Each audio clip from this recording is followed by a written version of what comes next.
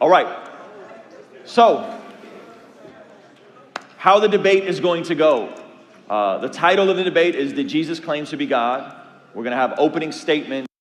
We're going to have rebuttals. We're going to have counter rebuttals. There will be clocks for the speakers to see. You guys won't see them. And then after all of that, we're going to move the table to the middle, and we're going to do open dialogue. And then after that, we're going to do some Q&A, just like we've been doing the past couple nights.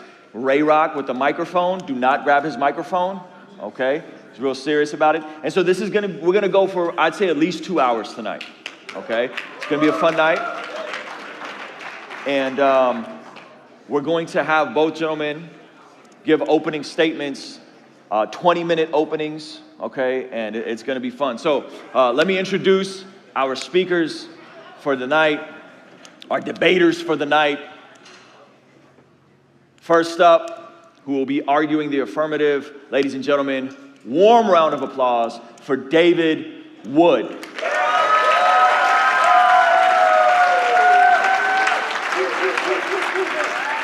Oh, yeah.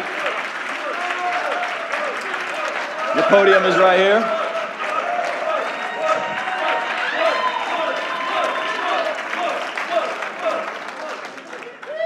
David Wood, ladies and gentlemen.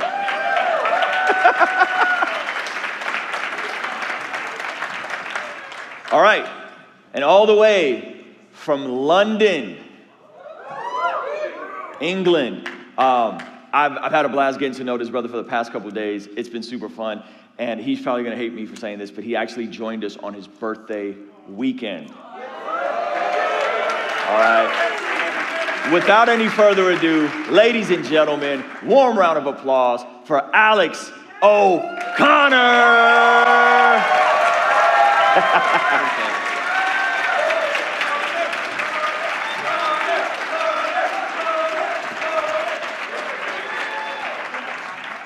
All right. Oh, yeah, we're good. Good. Are you ready? Tell us when you're ready so we can start the clock. I'm ready now. Oh, you started. Okay. Well. Good evening. Good evening. What a beautiful audience. You're all breathtaking. This is how you charm a crowd in America, son. I'd like to thank Ruslan for arranging this conference and this debate, one of many awesome debates taking place in 2025, pitting heroes against villains. I won't say who the villain is in this debate. I'll let all you lovely Christians judge that for yourselves. Based entirely on our accents. And speaking of British accents, I'd like to thank Alex for finally showing up.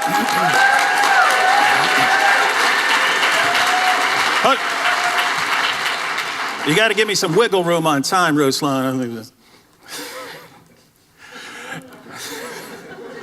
Or you can all quit cheering for Alex. All right. No, I'd like to thank Alex for finally showing up. He's a month and a half late, but he finally showed up. I'm teasing, by the way. People have no clue how dangerous DebateCon is actually with the lineup they had and the number and the volume of death threats against multiple speakers. So, plus he lives in what is rapidly becoming the Sharia-compliant hellhole of the universe. So, good to take precautions. We don't want to lose Alex. By the way, are you guys starting to miss Jesus over there in the UK? Seems like you should be missing Jesus by now. Speaking of Jesus, did Jesus claim to be God? Yes, he did. And I'm sure many of you have some verses going through your heads right now. However, I'm convinced that the primary way Jesus claimed to be God, and that his followers claimed he's God, gets overlooked by most Christians and non-Christians because we've lost touch with first century Jewish culture, and we just tend to not notice things. Let me give you an example of what I'm talking about. Here's a quote from Daniel Boyarin in his book, The Jewish Gospels, The Story of Jesus Christ, the story of the Jewish Christ. He says, most, if not all, of the ideas and practices of the Jesus movement of the first century and the beginning of the second century, and even later, can be safely understood as part of the ideas and practices that we understand to be the Judaism of the period. The ideas of Trinity and incarnation, or certainly the germs of those ideas, were already present among Jewish believers well before Jesus came on the scene to incarnate in himself, as it were, those theological notions and take up his messianic calling. So the ideas were there, paving the way for Jesus, who embodied them. Now, who is Daniel Boyarin to say that Christian ideas like the Trinity and the incarnation were already present in some form in first century Judaism? Is he a Christian apologist? No, he's a scholar of rabbinic Judaism. He's a Talmud scholar. He points out that a lot of the beliefs we now think of as distinctively Christian actually weren't. The earliest Christian church was embedded in first century Jewish culture, but as Christianity spread, it became dominated by Gentile Christians who tended to lose touch with the Jewish framework. And something was happening within Judaism as well. As Jewish orthodoxy was forming in the 2nd century, the rabbis tended to weed out certain ideas that had once been familiar in Judaism, but which had been adopted by Christians. The rabbis wanted to clearly distinguish Judaism from Christianity, and some of the ideas that were present in first century Judaism were soon deemed heretical. So Christians lost touch with the Jewish framework of early Christianity, and Jews abandoned some of the Jewish ideas that became part of Christianity. And the result is that today it's easy for us to miss a few things when we're reading the Bible. Claims that would have been understood by listeners at the time might not be understood by us. Here in my opening statement, I'm going to briefly discuss the forgotten Jewish idea that's most relevant for understanding how Jesus claimed to be God. And then I'll show how this forgotten Jewish idea illuminates various passages in the New Testament. Some of you are familiar with the early Jewish belief in the two powers in heaven. Alan Siegel, a Jewish scholar, drew attention to this in his 1977 book, Two Powers in Heaven. And lots of people, especially Christians, have been interested in the topic ever since. Here's the idea in a nutshell. The Old Testament is very clear that there's one true God. But there are numerous passages in the Old Testament where we see two divine figures. I'll give a few quick examples. There are tons of these. Sometimes God seems to be in two different places doing two different things. A common example is the story of Sodom and Gomorrah.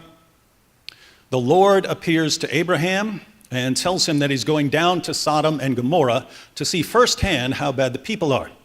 So he goes down to Sodom and Gomorrah. And what happens? Genesis 19:24, then the Lord rained on Sodom and Gomorrah sulfur and fire from the Lord out of heaven. The Lord on earth rained down fire from the Lord out of heaven. This thing reboot every couple minutes. It sounds like there are two lords here. Watch what happens in Zechariah 2. Pay attention or you'll miss it. Come, Zion, escape, you who live in daughter Babylon. For this is what the Lord Almighty says. Who's speaking? The Lord Almighty.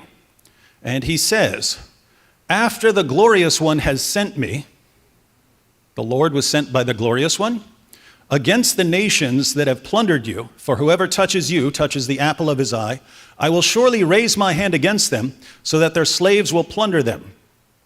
Then you will know that the Lord Almighty has sent me. The Lord Almighty was sent by the Lord Almighty. Next paragraph. Shout and be glad, daughter Zion, for I am coming, and I will live among you, declares the Lord, Yahweh. Many nations will be joined with the Lord in that day and will become my people. I will live among you, and you will know that the Lord Almighty has sent me to you. The Lord, Yahweh, will live among them, and they will know that the Lord was sent by the Lord Almighty. So Yahweh rains down fire from Yahweh. Yahweh is sent by Yahweh. Plenty of passages like these. Then we've got a mysterious figure called the angel of the Lord. Whatever you think of when you think about angels, just get rid of that. The angel of the Lord is no ordinary angel because this angel is somehow the Lord. Angel just means messenger. In Hebrew, it can refer to a human messenger, a spirit messenger, or in this case, the Lord himself. Look at Judges 6. The angel of the Lord came and sat down to talk to Gideon. The angel of the Lord appeared to Gideon. Then it switches to, the Lord turned to him. The Lord answered. Then it goes back to the angel of the Lord. Then, when Gideon realized that it was the angel of the Lord, he exclaimed, "Alas, sovereign Lord, I have seen the angel of the Lord face to face." But the Lord said to him, "Peace, do not be afraid, you are not going to die. If you see the Lord in all his glory, you're dead.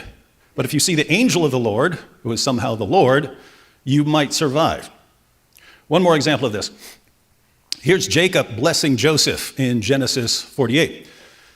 Then he blessed Joseph and said, "May the God before whom my fathers, Abraham and Isaac, walked faithfully, the God who has been my shepherd all my life to this day, the angel who has delivered me from all harm, may he bless these boys." He, singular. So the God, and the angel are all referring to the same being. The angel is God, but the angel is the messenger of God. This is all over the place in the Old Testament, from Genesis all the way to the prophets. We just don't pay attention to it when we're reading. But there were ancient Jews who paid very close attention to passages like these. And they realized that something very, very strange is going on. There's one God, but there were two powers, two authorities in heaven. If you put all of the passages together, it seems like there's God you can't be around because his presence would destroy you, and God you can be around somehow. There's God you can't be around and God you can be around. The God you can't be around is distinct from the God you can be around. They interact with each other. One sends the other, and yet they're both God. This was all very, very confusing to first century Jews. If there's one God, why are there two powers in heaven? Why are there two powers who both act like God? They tried to deal with this problem in a number of ways, but mainly they were confused. And then Jesus came along. And he says, in effect, you know those two powers that you've been reading about in the scriptures? You know those two powers that you're so confused by? I can tell you about those two powers because I'm one of them. That's the primary way Jesus claims to be God. It's the primary way his followers claim that he's God. And it's a primary issue that enrages his opponents.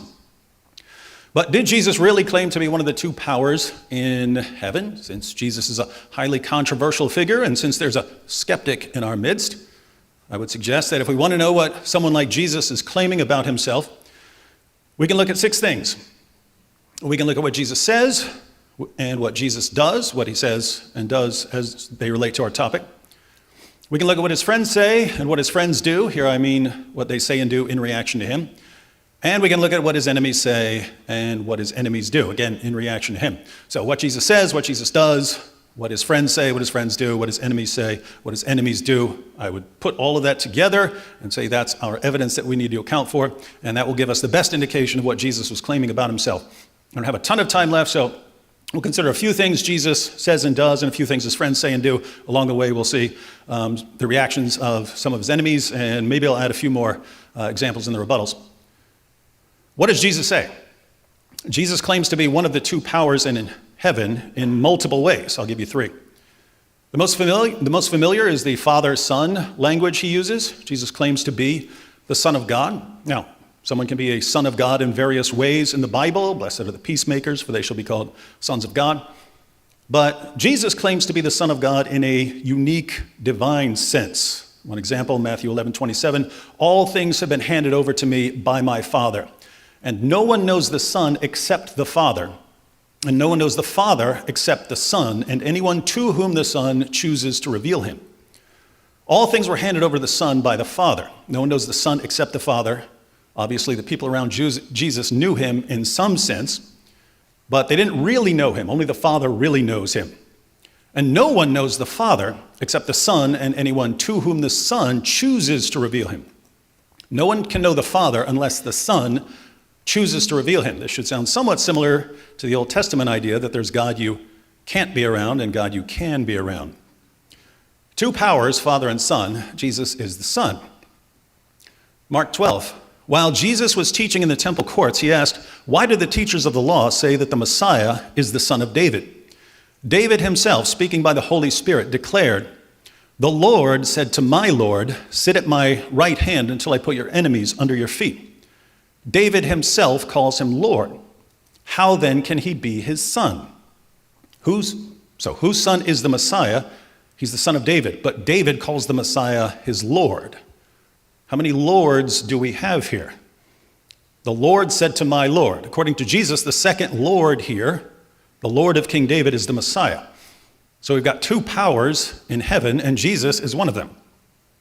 On a side note, if you're a Christian and you're wondering why we're talking about two powers instead of three, where's the Holy Spirit? He's there, but we're focusing on how Jesus claimed to be God, and that's connected to the two powers in heaven. Mark 14. Again, the high priest asked him, are you the Christ, the Son of the Blessed? And Jesus said, I am, and you will see the Son of Man seated at the right hand of power and coming with the clouds of heaven. And the high priest tore his garments and said, what further witnesses do we need? You have heard his blasphemy. What is your decision? And they all condemned him as deserving death. What do the enemies say? This is blasphemy. What do they do? Tear their garments. That's what they do when they're outraged about blasphemy, and condemn him as deserving death. Why do they react like that? The Son of Man, that's Jesus' favorite title for himself, will be seated at the right hand of power. So there's the power, which sounds like God, and there's the Son of Man coming with the clouds of heaven. How many powers in heaven? I see two here, and Jesus claims to be one of them. So who is Jesus claiming to be at his Jewish trial? He's claiming to be the Son of Man, prophesied in Daniel 7:13-14. Daniel says, in my vision at night I looked, and there before me was one like a son of man, coming with the clouds of heaven. He approached the Ancient of Days and was led into his presence. He was given authority, glory, and sovereign power. All nations and peoples of every language worshiped him. His dominion is an everlasting dominion that will not pass away, and his kingdom is one that will never be destroyed. So there's the Ancient of Days, God, but there's also the Son of Man, who will be worshiped by all nations, whose dominion is everlasting, and who comes with the clouds. In the Old Testament, Yahweh is the one who rides the clouds. Humans don't, angels don't. Isaiah 19, see, the Lord rides on a swift cloud. Psalm 104, the Lord wraps himself in light as with a garment. He stretches out the heavens like a tent and lays the beams of his upper chambers on the waters. He makes the clouds his chariot and rides on the wings of the wind. So God comes with the clouds. So we've got the Ancient of Days, who sounds like God, and we've got the Son of Man coming with the clouds of heaven, who sounds like God. Two powers in heaven, and Jesus claims to be one of them. Jesus claims to be one of the two powers in heaven multiple times, multiple ways, in multiple sources. Jesus says a lot more than that, but what does Jesus do? Jesus judges the world. In the Old Testament, David says, the Lord abides forever. He has established his throne for judgment, and he will judge the world in righteousness. Who's the judge here? Yahweh. But in Matthew 25, Jesus declares, but when the Son of Man comes in his glory and all the angels with him, then he will sit on his glorious throne. All the nations will be gathered before him, and he will separate them from one another as the shepherd separates the sheep from the goats. Jesus goes on to say that he will admit certain people into heaven and cast others into hell. Why is Jesus the final judge? He tells us in John 5, for the Father judges no one, but has given all judgment to the Son, that all may honor the Son just as they honor the Father. Whoever does not honor the Son does not honor the Father who sent him. If you don't honor God you can be around, you don't honor God you can't be around. Jesus also raises the dead at the resurrection. According to the Old Testament, Yahweh is the one who raises the dead. 1 Samuel 2:6, the Lord kills and makes alive. He brings down to Sheol and raises up. But Jesus says he's the one who raises the dead at the resurrection. John 5, truly, truly, I say to you, an hour is coming and now is when the dead will hear the voice of the Son of God, and those who hear will live. For just as the Father has life in himself, even so he gave to the Son also to have life in himself, and he gave him authority to execute judgment because he is the Son of Man. Do not marvel at this, for an hour is coming in which all who are in the tombs will hear his voice and will come forth, those who did the good deeds to a resurrection of life, those who committed the evil deeds to a resurrection of judgment. So Jesus claims by what he says and what he does that he's one of these two powers in heaven, and that means he's claiming to be God. And his friends got the message. How do his friends react? What do the early Christians say? In Philippians 2, Paul quotes an early Christian song or poem or creed about Jesus. It goes like this: "In your relationships with one another, have the same mindset as Christ Jesus, who, being in very nature God, did not consider equality with God something to be used to his own advantage. Rather, he made himself nothing by taking the very nature of a servant, being made in human likeness. And being found in appearance as a man, he humbled himself by becoming obedient to death, even death on a cross. Therefore, God exalted him to the highest place and gave him the name that is above every name, that at the name of Jesus every knee should bow, in heaven and on earth and under the earth, and every tongue acknowledge that Jesus Christ is Lord, to the glory of God the Father." What's the name that is above every name? Yahweh. And at the name of Jesus, every knee should bow and every tongue acknowledge that Jesus Christ is Lord. This is a reference to Isaiah 45. In verse 18, Yahweh says, "I am the Lord, and there is no other." Then in verse 23, he says, "Before me every knee will bow, by me every tongue will swear." The early Christians said, that's Jesus. So Jesus was in very nature God. Then he humbled himself by becoming obedient to death. Then God exalted him. How many powers do you see here? 2, and Jesus is one of them. Paul quotes that and obviously agrees with it, but look at how Paul describes the 2 powers. "For us there is one God, the Father, from whom are all things and for whom we exist, and one Lord, Jesus Christ, through whom are all things and through whom we exist." There is one God, the Father. You see, Jesus can't be God. It's only one God. Well, keep reading. "And one Lord, Jesus Christ." Does that mean that Jesus is Lord, but the Father isn't? All Paul does here is take 2 titles for God and says, I'll call the Father God and Jesus Lord. 2 powers, and Jesus is one of them. What about John 1? "In the beginning was the Word, and the Word was with God, and the Word was God. He was in the beginning with God. All things were made through him, and without him was not anything made that was made." There's God, and there's the Word, but the Word was God. How many powers? 2, and Jesus is one of them. If you really want a fun verse later in the same chapter, try John 1:18. "No one has ever seen God. The only God who is at the Father's side, he has made him known." Sounds like 2 powers. It's what the early Christians say, among other things. What do? Wrapping up, they worship him, they pray to him, they sing hymns to and about him, they baptize in his name, they compose liturgy and doxologies to honor and praise him. In other words, they give Jesus the full array of religious honors. What could convince a bunch of first century Jews that a carpenter from Nazareth was one of the 2 powers in heaven? Probably the same thing that convinced his enemies that he was guilty of blasphemy. Would have to be something big, either really big claims of Jesus or a really big misunderstanding. We'll see which option Alex goes with.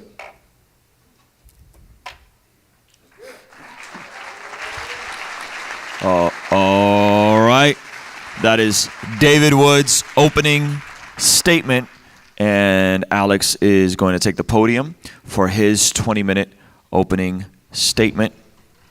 David went over 1 minute and 14 seconds. So we will give Alex a grace period of 1 minute and 14 seconds. Can everybody hear me through here? Yes, David didn't factor in the clapping. I always factor in clapping into the timing of my speeches. Good evening, ladies and gentlemen. Thank you. Or as we say in England, assalamu alaikum.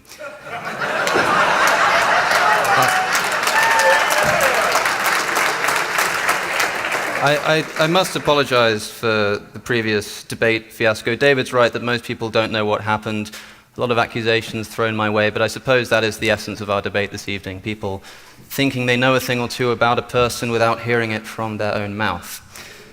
To which effect, I was thinking about how to approach this, given that I didn't know which approach David was going to take. I woke up this morning in this fine resort. opposite Legoland, which means that there's a roller coaster just outside of my room, and being a bit jet-lagged, I woke up quite late to the most peaceful of noises, that is the sound of children screaming for their lives. Hearing the sound of innocent children screaming for their lives, of course, reminded me to read the Old Testament, and I wanted to begin with a verse. That was too easy. I factored that into my time as well. I want to begin with a verse from the Old Testament which might become relevant momentarily. And that is, well, a psalm, not in its entirety, but Psalm 82. Psalm 82 is a curious psalm because it opens by saying that God presides in the great assembly. He renders judgment among the gods. Elohim. That is definitely the word for gods. This seems to be an indication that God is talking about, or the psalmist is talking about, the so-called divine council, which also shows up in Job, for example. Later in the psalm, he says, I said, you are gods, you are all sons of the Most High. The psalmist is referring to beings here who are definitively not Yahweh, but calling them gods, which is kind of interesting. I'm not trying to make a point out of that. Jesus is going to do that for me as we turn to what I think is the most important Christological gospel of the four, which is, of course, John's gospel. Many people think that I just dismiss John's gospel because it's written too late or something.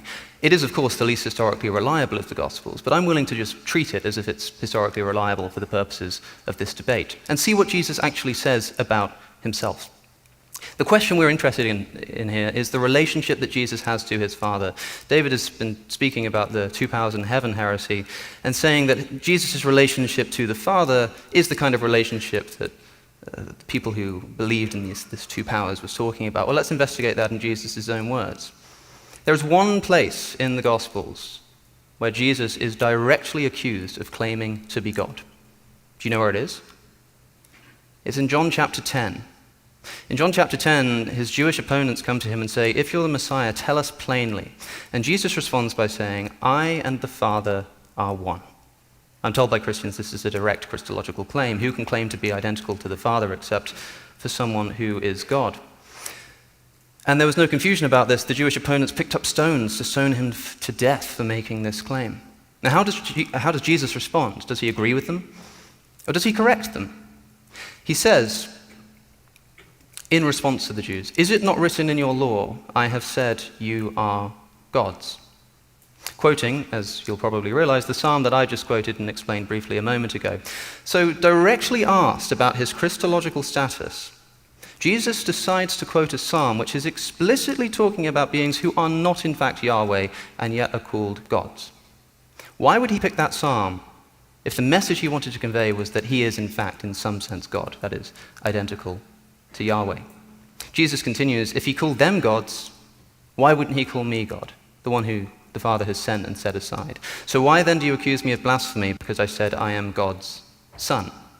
Like in the divine council, you shall be called gods, that is, sons of the Most High. So it's a misunderstanding. Jesus immediately afterwards clarifies further and says, believe the works, that is the works of my Father through me, that you may know and understand that the Father is in me and I am in the Father. Another pretty intense Christological claim. What does it mean? Let's turn to the most important Christological chapter in John's Gospel, which is, of course, chapter 17. Jesus is praying, first for his disciples, then for all of his believers. Remember, in John chapter 10 so far, Jesus has made two claims. I and the Father are one, and I am in the Father, and the Father is in me, addressing the relationship that he has to his Father, which David thinks is the two powers in heaven. What does Jesus say in his own words? John chapter 17, verses 20 onwards. My prayer is not for them alone, the disciples. I pray also for those who believe in me through their message, that is, all of you, that all of them may be one. Hen, H-E-N, the same Greek word used in John 10. Father, just as you are in me and I am in you, may they also be in us. This is crucial, this is pivotal. When Jesus is asked to clarify his Christological status, what is his relationship to the Father? He says, I'm in the Father and the Father's in me. He then later prays that all of us will one day be in God in the same way, just as, kathos in the Greek, which doesn't just mean as, it means in the same way as, just as. If this is supposed to indicate that Jesus is claiming to be identical to Yahweh, what does that make the rest of us? And how, I'm interested in knowing, is David going to interpret these verses where Jesus is specifically asked to clarify his relationship to the Father and tells us that he is only in relationship with him in such a way that everybody else can be in relationship with them too. The same thing is true of another important quote from John's Gospel, which is when Philip asks Jesus to show him the Father. What does Jesus say? Anyone who has seen me has seen the Father. Another intense Christological claim. He then follows up by saying, how can you say, show us the Father? Don't you believe that I am in the Father and the Father is in me? The words I say to you, I do not speak on my own authority. Rather, it is the Father living in me who is doing his work. So again, Jesus clarifies his relationship to the Father, this time saying that he doesn't speak on his own authority. But there's more. In the same chapter this time, chapter 14, just a few verses later, he says to those same disciples who he's just told, that if you've seen me, you've seen the Father, because the Father is in me, and I'm in the Father. He speaks of a future day past his crucifixion and says, on that day, verse 20, on that day you will realize that I am in my Father, and you are in me, and I am in you. So to recap, Jesus is directly asked to clarify his relationship in his Christology to the Father. And he says that I'm in the Father, and the Father's in me, and guess what? You'll all be one with us too, one day. If this is the claim to be Yahweh, then, well, lucky us, I suppose. Now, it's difficult to know where to take this because, of course, there is a third really important Christological claim in John's Gospel, which is in chapter 8. I think it might be relevant to talking about the understanding of ancient Jews. And we'll see where this goes. Of course, famously, in chapter 8, Jesus is talking about eternal life, and his Jewish opponents say to him, they challenge him and say, well, our father Abraham, he died. Are you saying you're greater than him? And Jesus replies, if I glorify myself, my glory means nothing. Your father Abraham rejoiced at the thought of seeing my day, and he was glad. And they say, what, you're not even 50 years old, and Abraham has seen you? And he says, truly I tell you, before Abraham was, I am. Why is that important? Two reasons. Firstly, he seems to claim pre-existence to Abraham, which is pretty significant, but also this invocation of the word I am, in Greek, ego eimi, which many people think is a callback to the divine name of God given to Moses in Exodus chapter 3:14. In Exodus chapter 3, Moses asks God, who shall I tell them has sent me?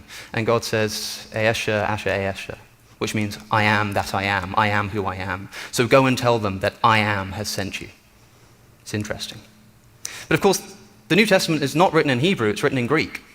And it's well known that the authors of the New Testament were using a Greek translation of the Old Testament called the Septuagint. This is something that was pointed out by J.R. Daniel Kirk, so I'm indebted to him for this. But if you read the Septuagint that the New Testament writers were using, and we have very good evidence to suggest that John as well is using the Septuagint, how is this verse rendered? Exodus chapter 3. God says to Moses, ego eimi ho on, which means something like, I am the one who is. So go and tell them, ho on has sent you. In other words, in the Greek version, ego eimi is just, as it is typically used in Greek, a way of saying, I am. And it's used commonly like this. In John chapter 9, the blind man is healed by Jesus. He runs into town. They say, is this not the man who was born blind? And he says, ego eimi, it's me.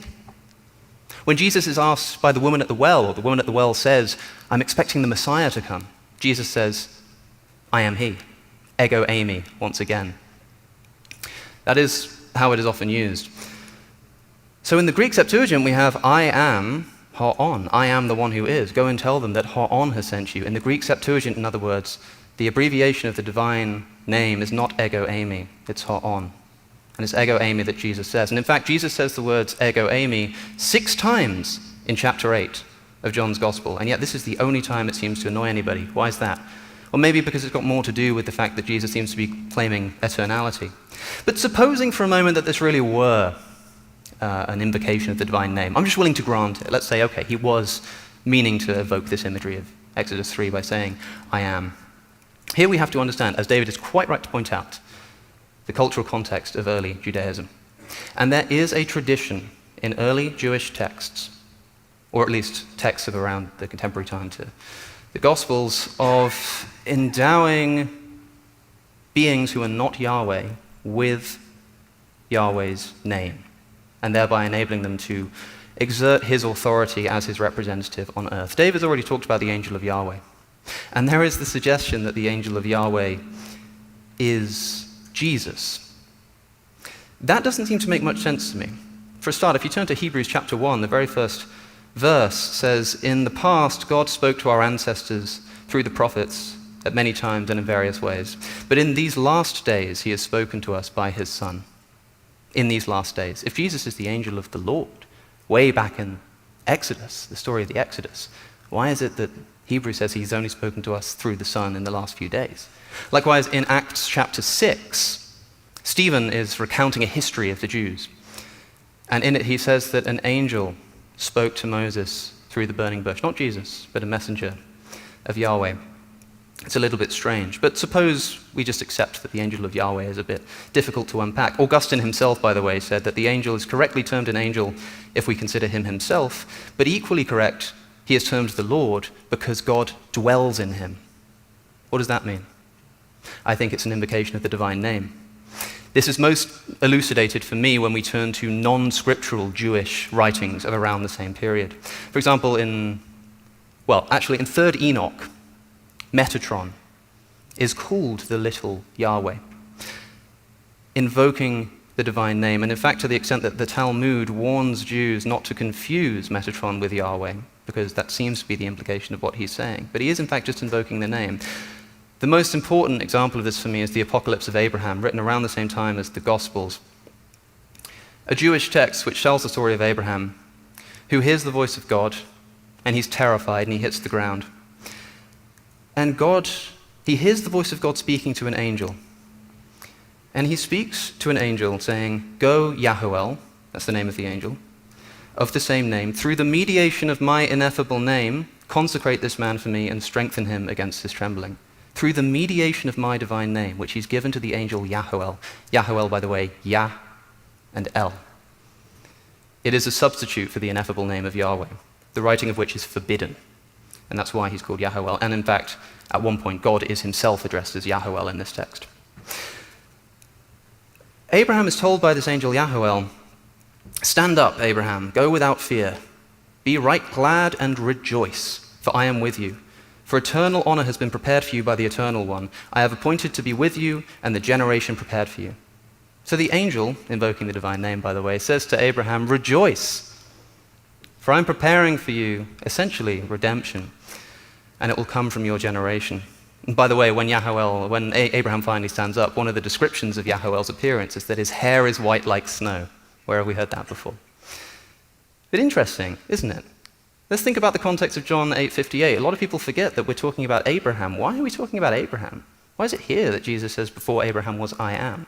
Well, if I'm right that he is just identifying himself and the thing that's important is the Abraham claim, could this stem from a similar tradition? This is what Andrew Perryman has suggested recently, that when he says, this whole thing gets kicked off because Jesus says, "Abraham rejoiced to see my day." Well, hold on a second. In the Apocalypse of Abraham, the angel Yahuel says to Abraham, "Rejoice, for from your generation will come one who will redeem you." So is it possible that a common tradition has Jesus referring to the fact that Abraham rejoiced to see his day because he was promised this redemption from the beginning of time? It's possible. It's a suggestion. I think it's quite an interesting one. But it is a little strange that Jesus claims to be pre-existent. He uses the present tense, "I am." It's worth bearing in mind that the Bible sometimes does this when it is talking about plans that are preordained from the beginning of time. For example, in Revelation chapter 13, we hear about the Lamb who was slain from the creation of the world. It's talking about Jesus there. Jesus wasn't crucified at the beginning of the world, but it talks about it almost in the present tense, or at least as if it happened there and then. Why? Because the plan for this redemption through the Lamb was set in stone from the beginning of time. So it talks about it as if it's in the present tense. Similarly, famously in the book of Jeremiah, God says to the prophet Jeremiah, "Before I formed you in your mother's womb, I knew you." He also says, "Before you were born, I consecrated you as a prophet." How can you consecrate someone as a prophet who doesn't exist yet? That means that Jeremiah must be pre-existent, right? He must be... No, not necessarily. It just means that God had this plan. It's a poetic way of saying that God already knew what was going to happen and had planned this from the beginning of time. So putting all of this together, there is an interesting interpretation of Jesus saying that Abraham rejoices in my day. And the Jews not understanding him, not getting it, he says, look, before Abraham was, I am. I am the fulfillment that was promised to Abraham and was from the beginning of time, and here I am. Now, of course, this is all exegesis, and it's a little sort of spotty. But the most important question is probably about blasphemy. David mentioned blasphemy in a different context earlier. Why is it that they pick up stones to stone him to death? Because, of course, if I'm looking for a sound exegesis of correctly interpreting the words of Jesus, I turn to his Jewish opponents, who consistently throughout the Gospels are always understanding him correctly. No, the theme of the Gospels, especially John's Gospel, is how comprehensively the Jews misunderstand what Jesus is saying. When he says, I and the Father are one, they say, you're claiming to be God. And he said, no, you're not getting me. When he says that he forgives sins, and they say, who can forgive sins but God alone? He says, you're not understanding me. And hopefully we can get into that, actually. And here, of course, when they say, we're going to stone you, we're not told exactly what blasphemy they think he's committed. Do we now just think that they got it right, that they correctly understood what he was saying? I'm not so sure. Especially considering that if you look in Acts again, I've already mentioned Acts 6, this is Stephen. Stephen is telling the story of the Jews to the Jewish authorities, who he's been brought before on charges of blasphemy. He's eventually stoned to death. Why? Because he has a vision. In Acts 7, filled with the Holy Spirit, he gazed into heaven and saw the glory of God and Jesus standing at the right hand of God. Notice God, not the Father. Look, he said, I see the heavens opened and the Son of Man standing at the right hand of God. At this, the Jews cover their ears, run up to him and stone him to death. Notice the similarity, by the way, between this depiction, looking up and seeing the Son of Man sat at the right hand of God, or stood at the right hand of God in this case, and the claim that Jesus makes in his trial. It's quite interesting. Stephen is stoned to death for this. Did Stephen claim that Jesus was God here? Did Stephen claim that he was God here? Sometimes Christians act as if the only way to commit blasphemy is to claim to be God. That is simply not the case. In fact, in Acts chapter 6, we're told that Stephen has been fraudulently accused of blasphemy. They're making up charges against him. Here are the charges that they throw at him to bring him before the court for blasphemy. This man never stopped saying things against this holy place and the law. For we've heard him say that Jesus of Nazareth will destroy this place and change the customs Moses has handed on to us. Ladies and gentlemen, if changing the customs that Moses has handed on to us is enough to get somebody convicted of blasphemy, I'm not sure we should read too deeply into the accusations of blasphemy against Jesus. There's so much to say. I've got everything I want to respond to. We have rebuttal periods, so if I haven't responded to everything David has said, hopefully I'll get the opportunity then.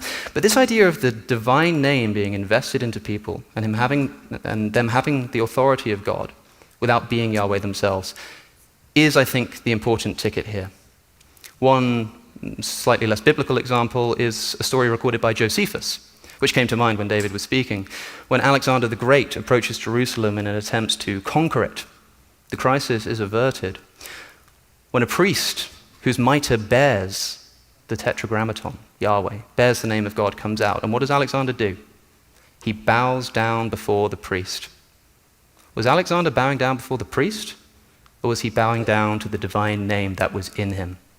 When every knee will bow to Jesus, what is the context?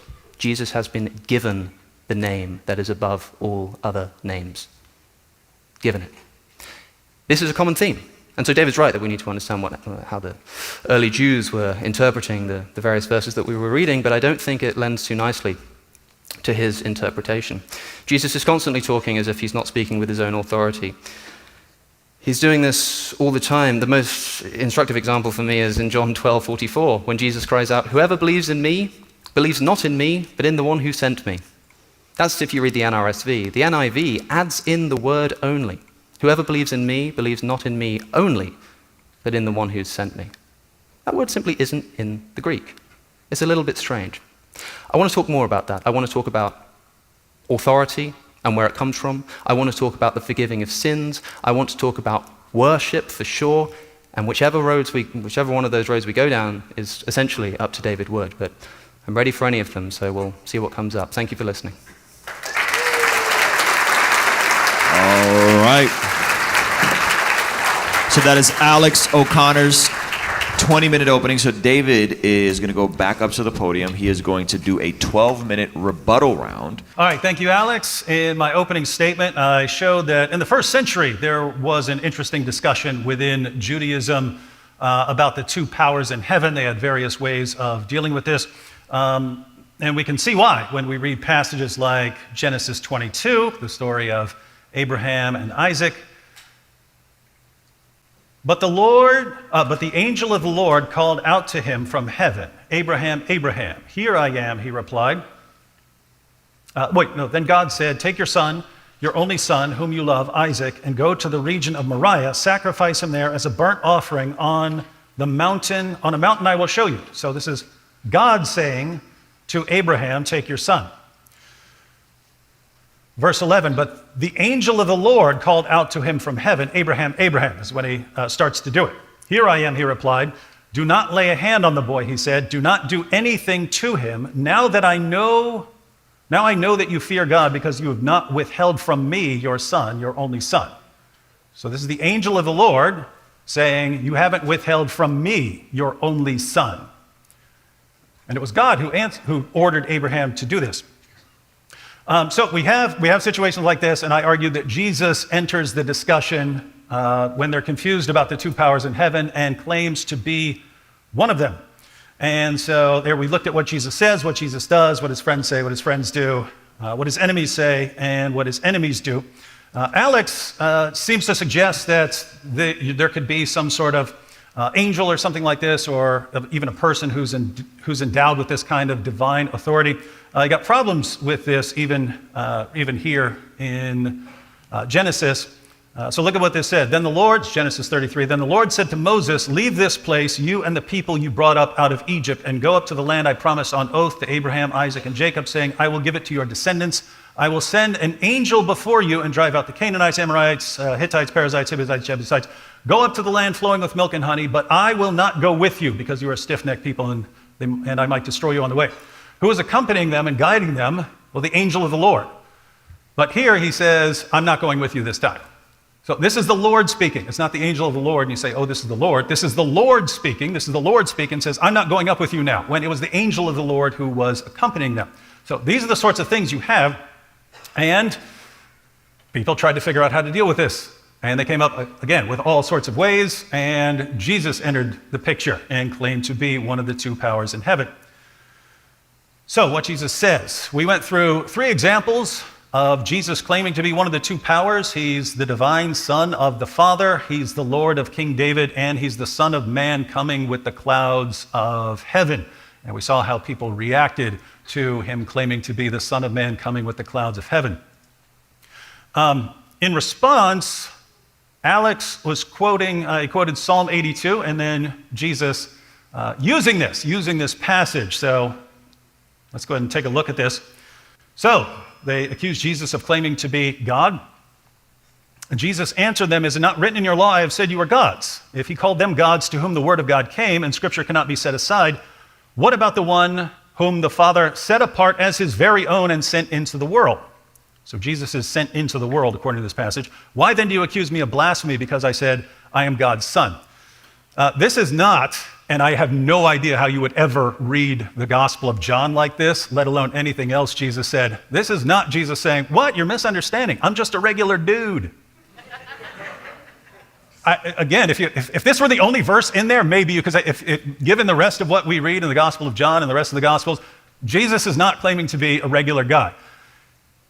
He's using a legal technicality here that they should be aware of. They're saying, hey, here's what you're claiming. You're claiming to be the Son of God. This means you're claiming to be equal to God and so on, and therefore, this is blasphemy. And Jesus' response is, really? Well, in the Psalms, God calls people Elohim. Therefore, you can't just say calling someone some divine title is blasphemous and deserves a death sentence. You have to show that that the title is not from God, that it's not true, that it's false. Have you done that? No. Okay, you can't kill me. You can't just say there's a claim and therefore we will kill you over it. So that's a legal technicality. Again, if you're somehow reading this as, see, Jesus is just claiming to be a regular guy, wow. All right. So we have John 17:5. And now, Father, glorify me in your presence with the glory I had with you before the world began. Why? Alex quoted John 17 to show that Jesus is just claiming some regular relationship that we can all have with God or something along those lines. What does Jesus say in the same chapter that Alex is quoting? And now, Father, glorify me in your presence with the glory I had with you before the world began. That sounds like Jesus is claiming to have glory with the Father before the world began. Doesn't sound like he's claiming to be a regular guy. Doesn't sound like he's saying, oh, you guys are just misunderstanding everything I said. It's just one big misunderstanding. So what Jesus does, we've looked at it. I think he said he's going to respond to it. So what does Jesus do? He's the judge. He's the final judge of all people, according to him. Again, the Old Testament says that Yahweh is the one who's going to sit on his throne in judgment. Jesus said, yeah, that's me. The Old Testament says that Yahweh is the one who raises the dead. Jesus says that he's the one who raises the dead at the resurrection. The people in their graves are going to hear the voice of the Son of God. Now that is very strange if that's how we all are. We're all going to be raised from the dead by the Son of God. If that's him saying, we're all just the same and we can all, you'll be in me and I'll be in you. Very strange way of putting things. What his friends say. Now, this is interesting. Alex quotes Stephen in Acts 7. Now, this is an awesome passage because this kind of proves everything I was saying in my opening statement. Look at this. So, Stephen rebukes the Jewish leaders in the harshest terms you can possibly rebuke someone. Watch what he says. You stiff-necked people, your hearts and ears are still uncircumcised. You are just like your ancestors. You always resist the Holy Spirit. Was there ever a prophet your ancestors did not persecute? They even killed those who predicted the coming of the righteous one, and now you have betrayed and murdered him, you who have received the law that was given through angels but have not obeyed it. That is absolutely brutal. And guess what? They get mad, they don't get violent. Which what happens? When the members of the Sanhedrin heard this, they were furious and gnashed their teeth at him. But Stephen, full of the Holy Spirit, looked up to heaven. Have they gotten violent yet? Looked up to heaven and saw the glory of God and Jesus standing at the right hand of God.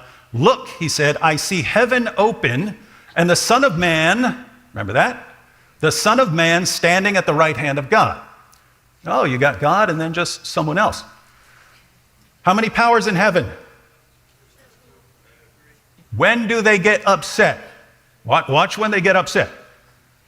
I see heaven open and the Son of Man standing at the right hand of God. 2 powers in heaven, and Jesus is one of them. Now watch how they react.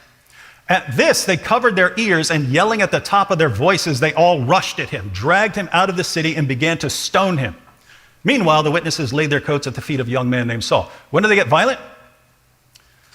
When he says Jesus is one of the 2 powers in heaven. That is the precise moment when they get violent. Jesus is one of the 2 powers in heaven. So keep in mind, this actually supports me, right? I mean, this is one of the early Christians who gets stoned to death for saying that Jesus is one of the 2 powers in heaven. And if you're thinking he's just a regular guy hanging out in heaven, first of all, you might want to check about someone being in the presence of God and what sort of person you'd have to be. But look what he, oops, do I have it? Oh, I don't have it. Right after this is when Stephen, I don't have it on a slide. Right after this is when Stephen looks up and says what? Lord Jesus, receive my spirit. Is that just a regular guy in the presence of God up there? No, that's someone who receives the spirits of people. Is that a regular guy? So Alex thinks this is just God endowing someone with authority. Does not look like that. Jesus seems to be the authority here. And this not only gets Stephen killed, this sets Paul on a rampage. Paul says, I have to wipe this stuff out. Why? We're told in the book of Acts what really sets Paul off. When Ananias is told that Paul is coming, well, Saul back then, he says, he's been told to apprehend everyone who calls on this name. Why is that an issue, calling on the name? That's how you describe prayer in the Old Testament, calling on the name of Yahweh. And Paul sees the Christians calling on the name of Jesus the way they're supposed to call on the name of Yahweh. Why is this relevant? Paul converts to Christianity about 2 years after the crucifixion. When is this taking place? This is not something that happens 50 or 60 years after the time of Jesus. We have Christians calling on the name of Jesus as they call on the name of Yahweh, and we can trace it to within 2 years of Jesus' crucifixion. So if this is a misunderstanding, that's a pretty big misunderstanding, and Jesus must be the worst communicator of all time. Alex brings up the Septuagint responding to John. I didn't rely on the passages he's responding to. But if you want to go to the Septuagint in terms of interpreting the claims of the New Testament, let's go to Luke 6:46. Jesus says, "Why do you call me Lord, Lord, and do not do what I say?" If you want to talk about the Septuagint, there's only one other place outside the Gospels where they use this Lord, Lord. That's the Septuagint. And it's a translation of Adonai Yahweh, God. Adonai Yahweh. So that's the Lord Yahweh. But in Greek, they would translate Adonai and Yahweh as Kurios. So it's Kurios, Kurios in the Septuagint. And here Jesus says, "Why do you call me Lord, Lord, and not do what I say?" And so if you want to interpret Jesus based on the Septuagint claiming to be Yahweh, there you go. There it is. And it's in the Gospel of Luke. So at the end of the day, the claim is that everything is just some sort of big misunderstanding. This is very, very, very strange to me, because you're basically saying Jesus was not a good communicator. You know, you think about the Beatitudes and the Sermon on the Mount and the parable of the prodigal son and the parable of the Good Samaritan and the golden rule and so on and so on and so on. Jesus seems like the best communicator of all time. He's careful about what he's saying, and sometimes he unveils things in different ways, but when he makes a point, it seems people get this point. If all of his followers just seem to misunderstand him and start worshiping him and praying to him, making doxologies for him and so on, putting their liturgy around him, then you're saying Jesus was just a terrible, terrible communicator. And that, I have to say, is the one option I cannot accept here.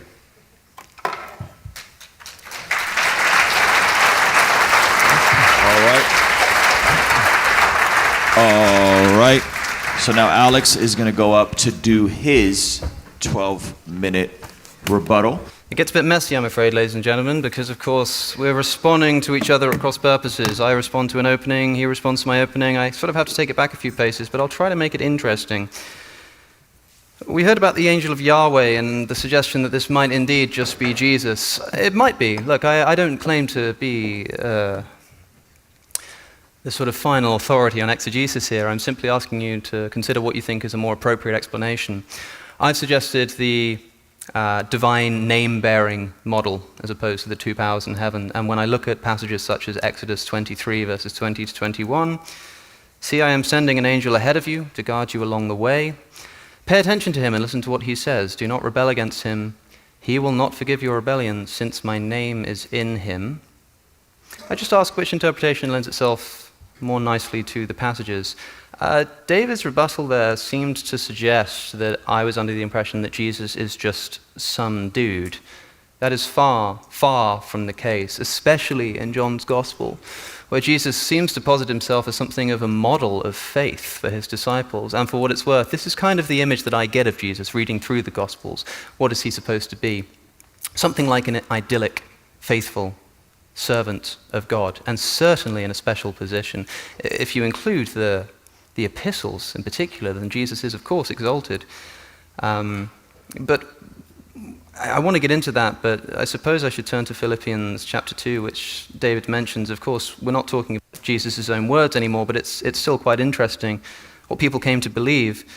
The mindset of Jesus Christ, who, being in very nature God, did not consider equality with God as something to be used to his own advantage, but rather made himself nothing, as I'm sure you all know. That word grasped there, harpagmon, or something like that. I'm not very good at pronouncing the Greek, but it means something like to steal, to seize. Isn't it a bit strange that if Jesus is God, he didn't consider equality with God as something to be seized, to be stolen? That's how that word is used in the Greek language. How can he steal something that's already rightfully his? And indeed, because he then died on the cross and humbled himself even to death, therefore he was given the name that was above all other names. Therefore.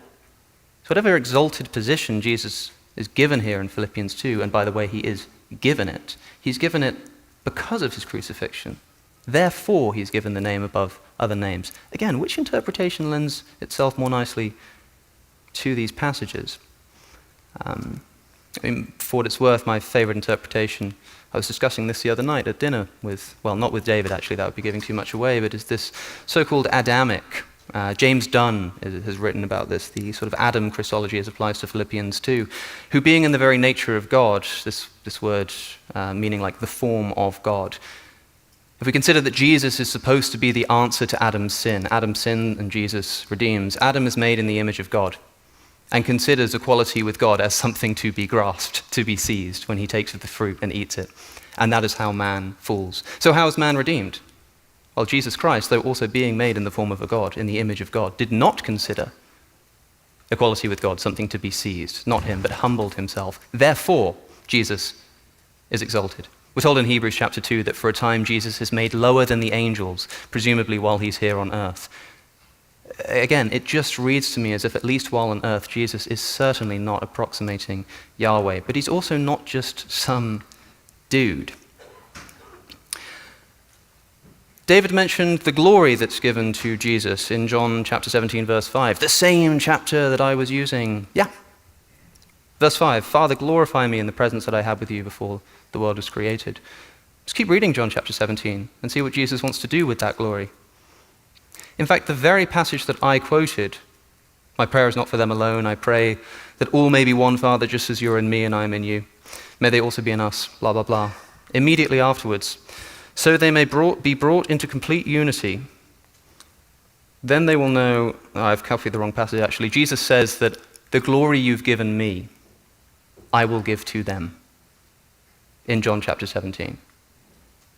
He says, the glory you've given me, I will give to them, the disciples. We're told in Isaiah, in the book of Isaiah, that God shares his glory with nobody, and this is sometimes a suggestion that's made is sometimes that because Jesus says, glorify me, God, in John chapter 17, he must be God because God shares his glory with nobody. But people just seem to forget that in the same chapter, Jesus says that he will give the glory that he has been given by the Father to the disciples too. Again, all I'm asking you to consider is however you interpret these verses where Jesus is given glory, Jesus is given the judgment, and bear in mind that Jesus is given all of these things, what he then does with those things. And whether he delegates them to other people. Because if he does, then it's clearly not just something that can be delegated to God himself. Only God judges. Only God can judge. But Jesus says that he will judge. Jesus also promises judgment over the 12 tribes of Israel to the disciples. So are the disciples God? Jesus forgives sins, and only God can forgive sins.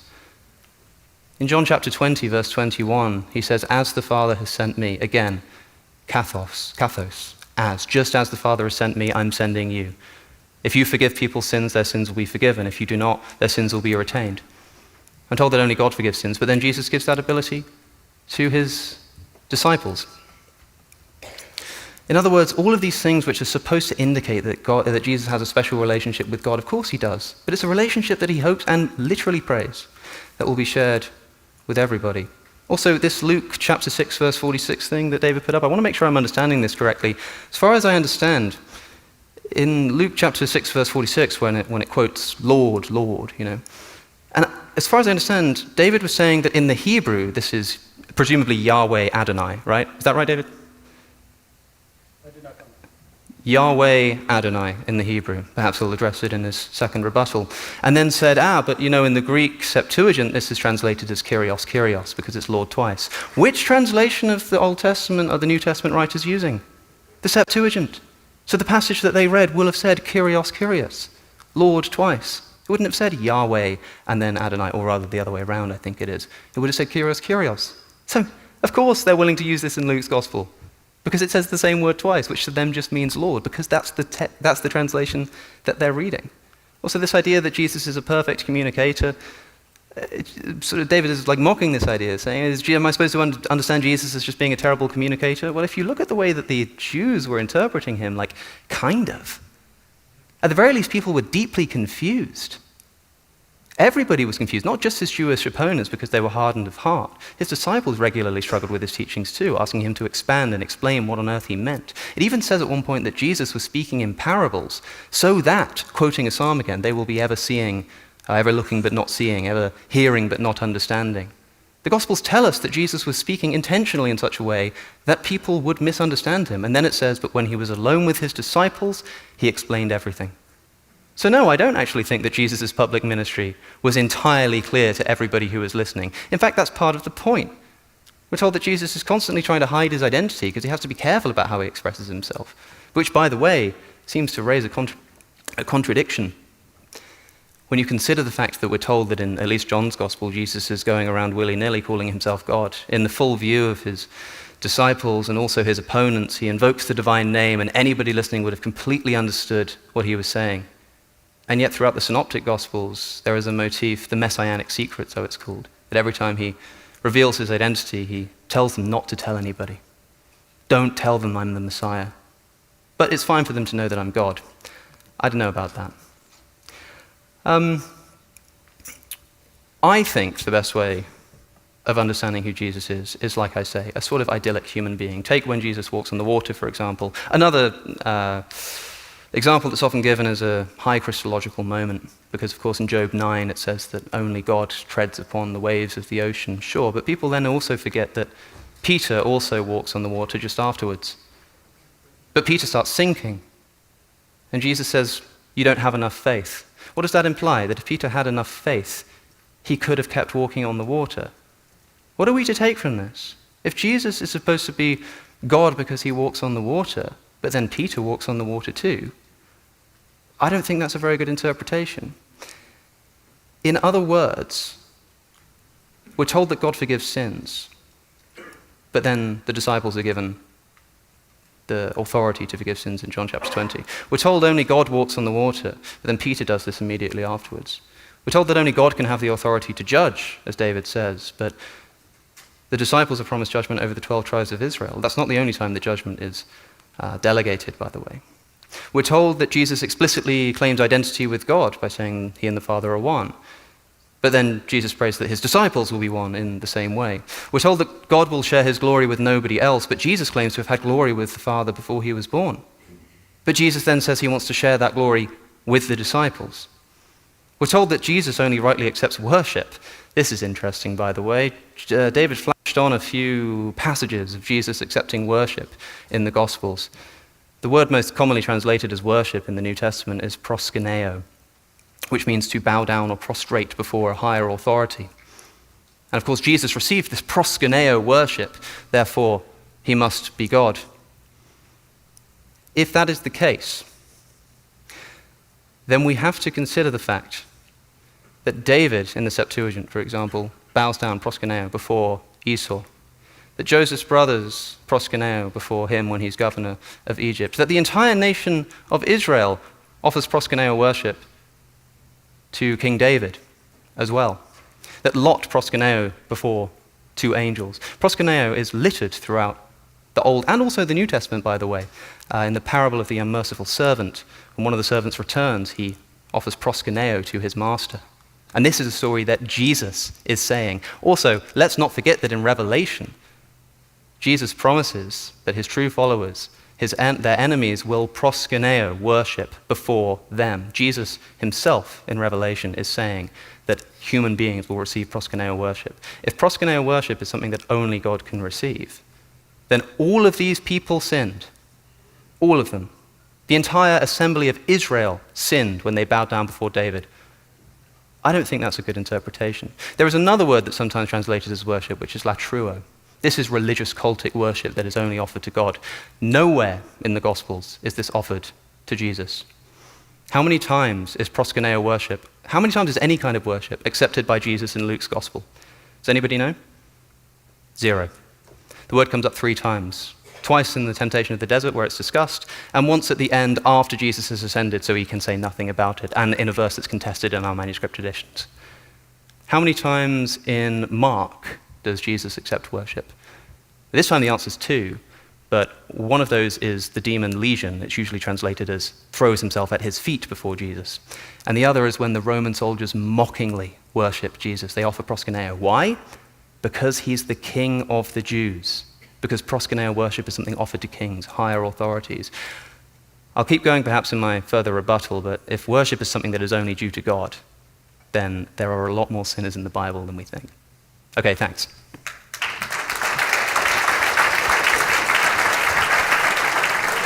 All right, so now David Wood is going to do his second 6-minute rebuttal, and then that will be followed up by Alex's 6-minute rebuttal. All right, Alex says we're looking for the best explanation. I would submit that the best explanation for Jesus claiming to be one of the 2 powers in heaven, and for claiming to do things like judge the world and raise the dead at the resurrection, and for why his followers are praying to him and worshiping him and calling him God and the Son of God, and doing the same thing, doing the exact same thing that Jesus does, namely claiming to be one of the 2 powers in heaven, and for his enemies to repeatedly accuse him of blasphemy, ultimately sentence him to death, and then people who say the same thing, like Stephen, also find themselves being executed.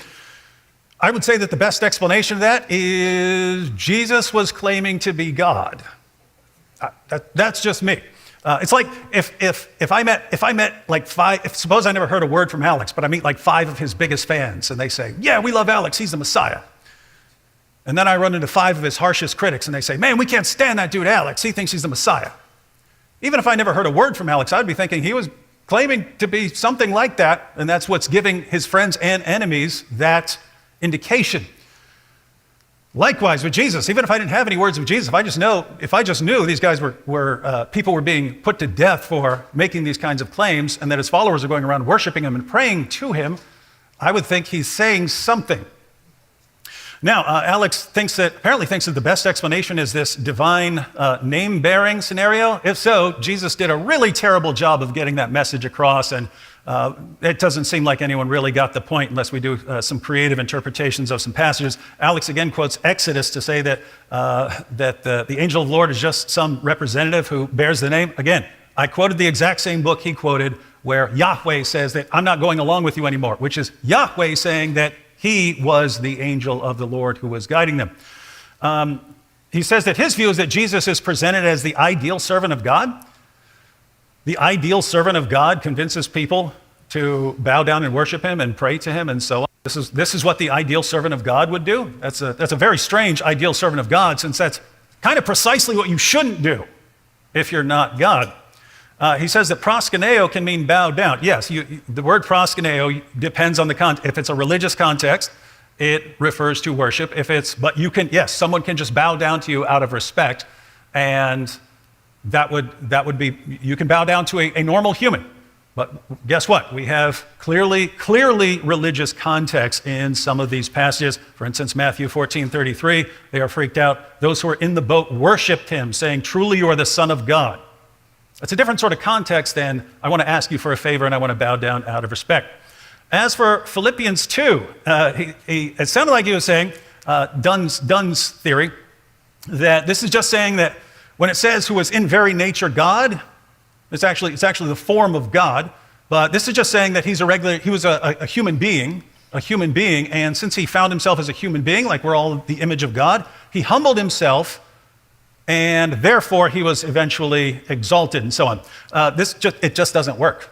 I mean, just read it. Who being in very nature God, or you can just make up a translation and say image of God for fun.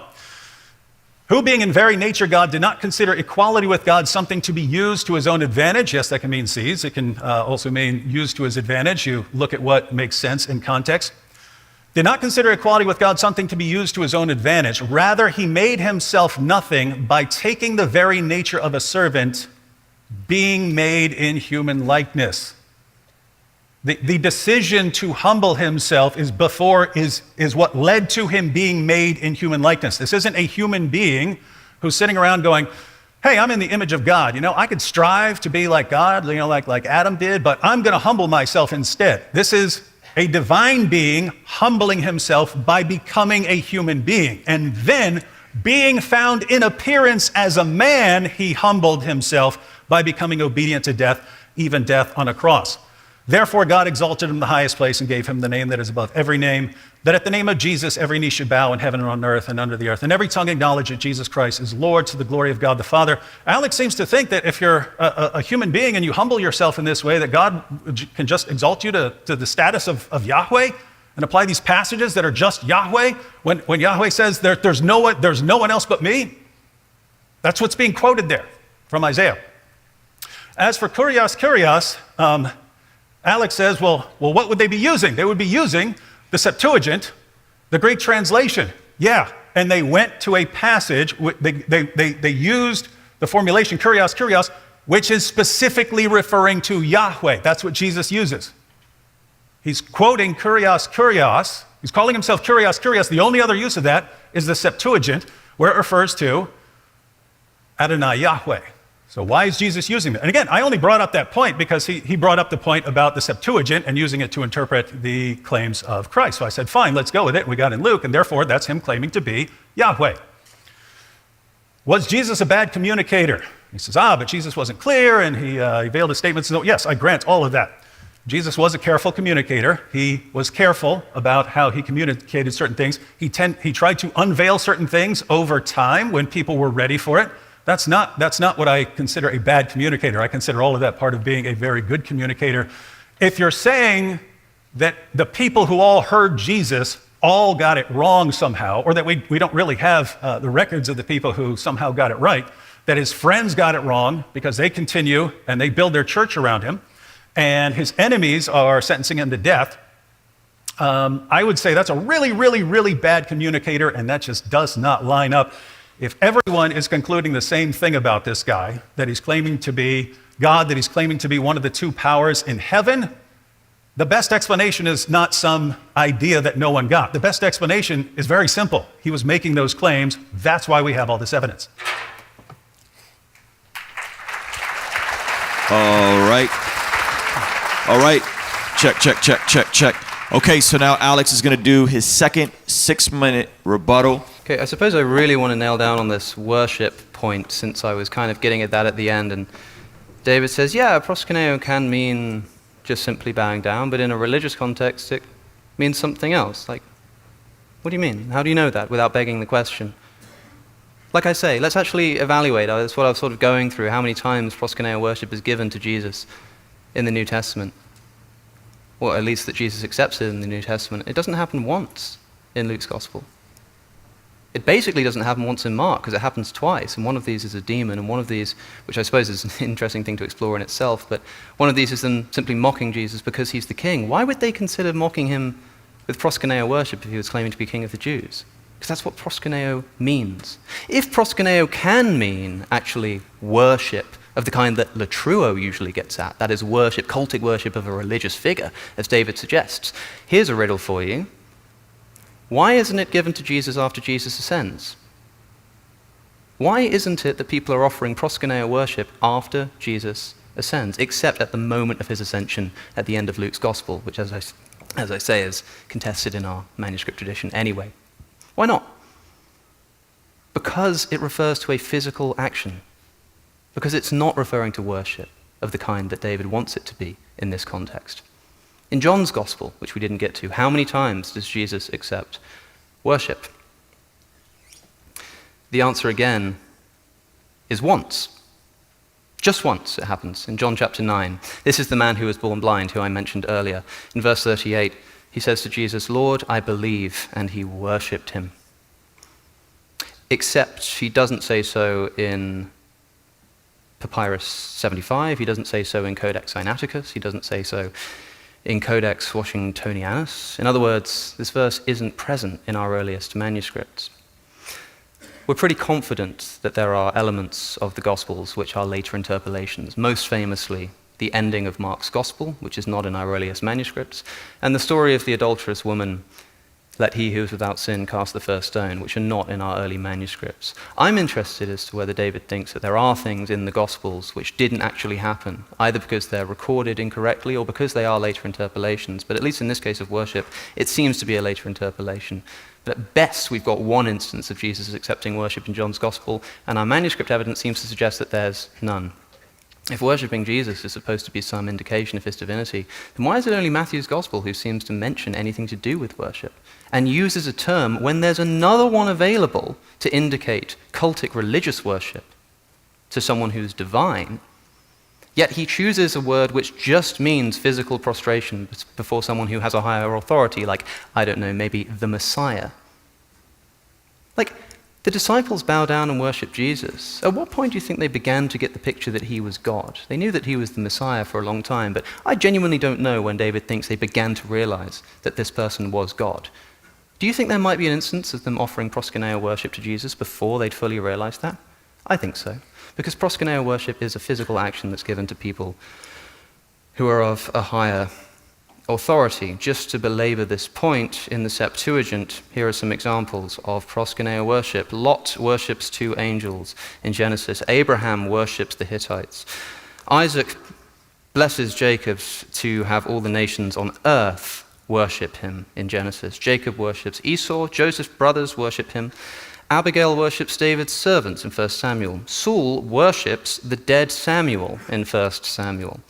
The sons of prophets worship Elijah in 2 Kings. David worships the temple in Psalm 5.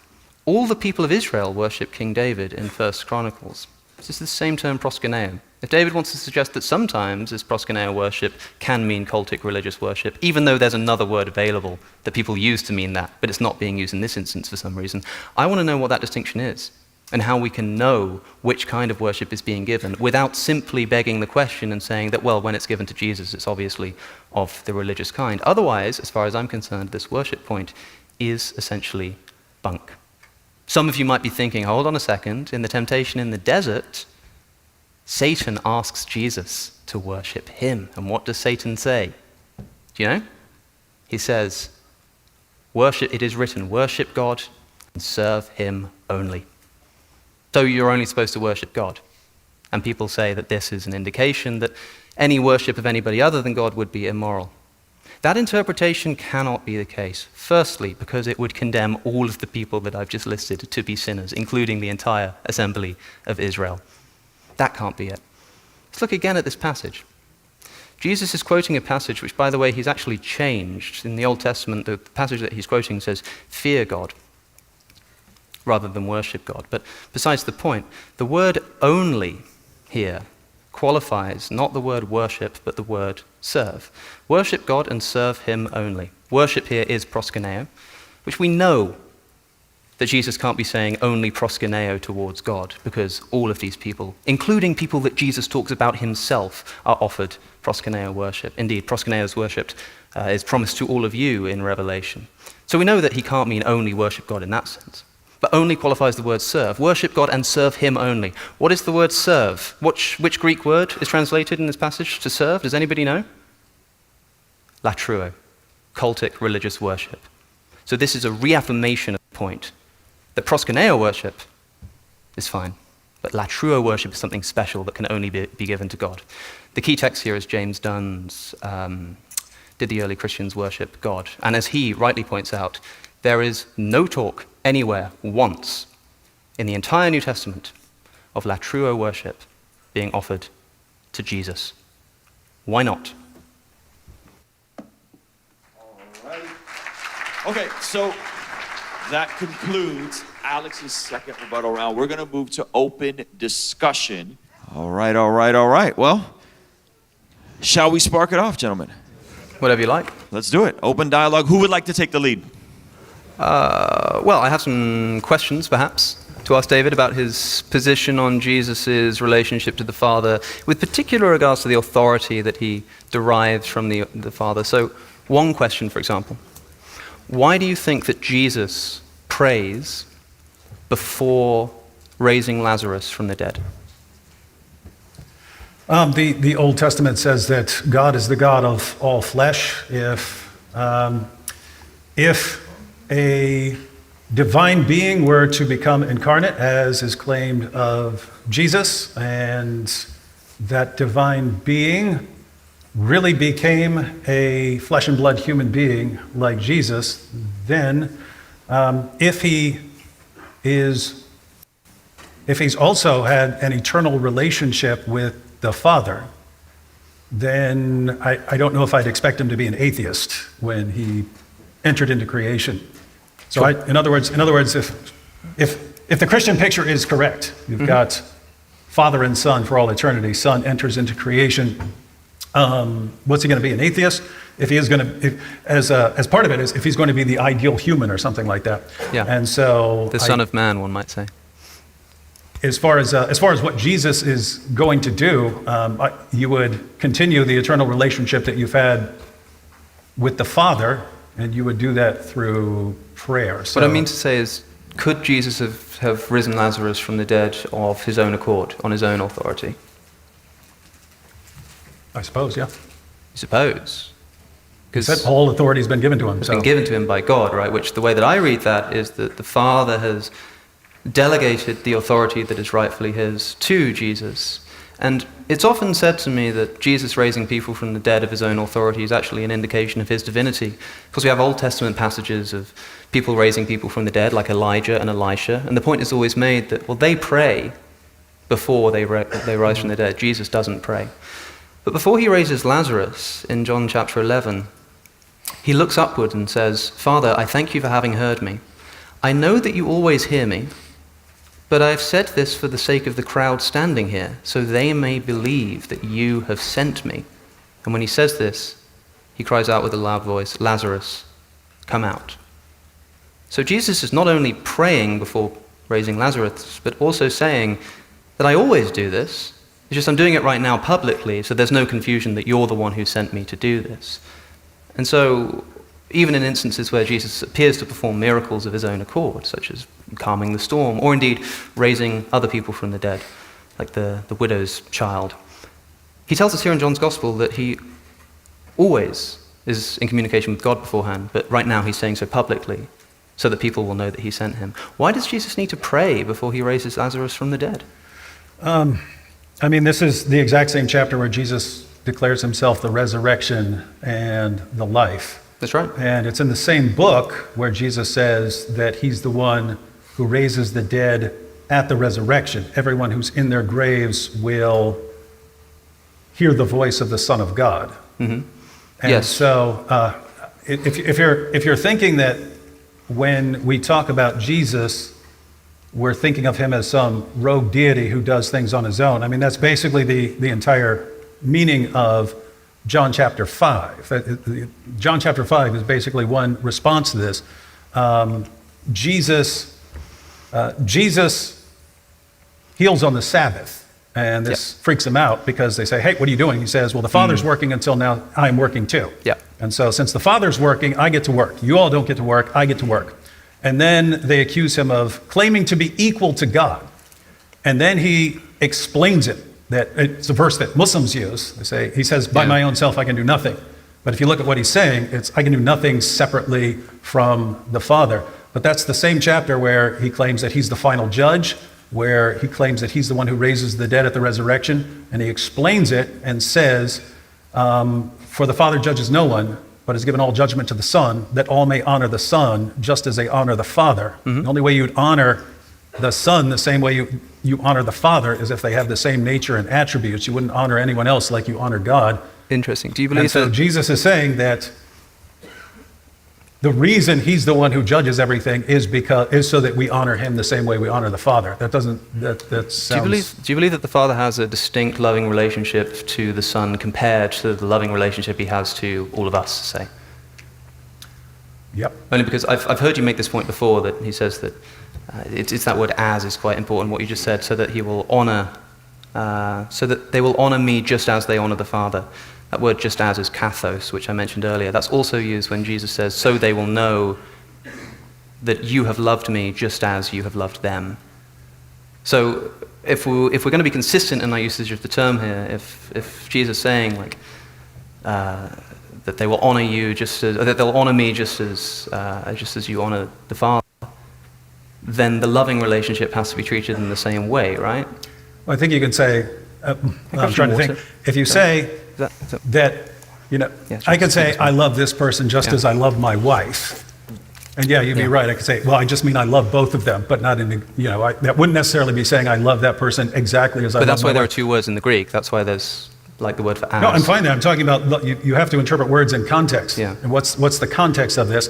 It's Jesus claims that since the Father is working, he's working also. Mm-hmm.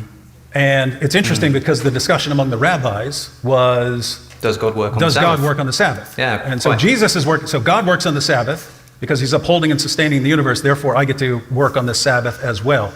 And then, hey, you're claiming to be, they think he's claiming to be another God. And he clarifies, no, by myself I can do nothing. He points this out, and in this context, he's the final judge.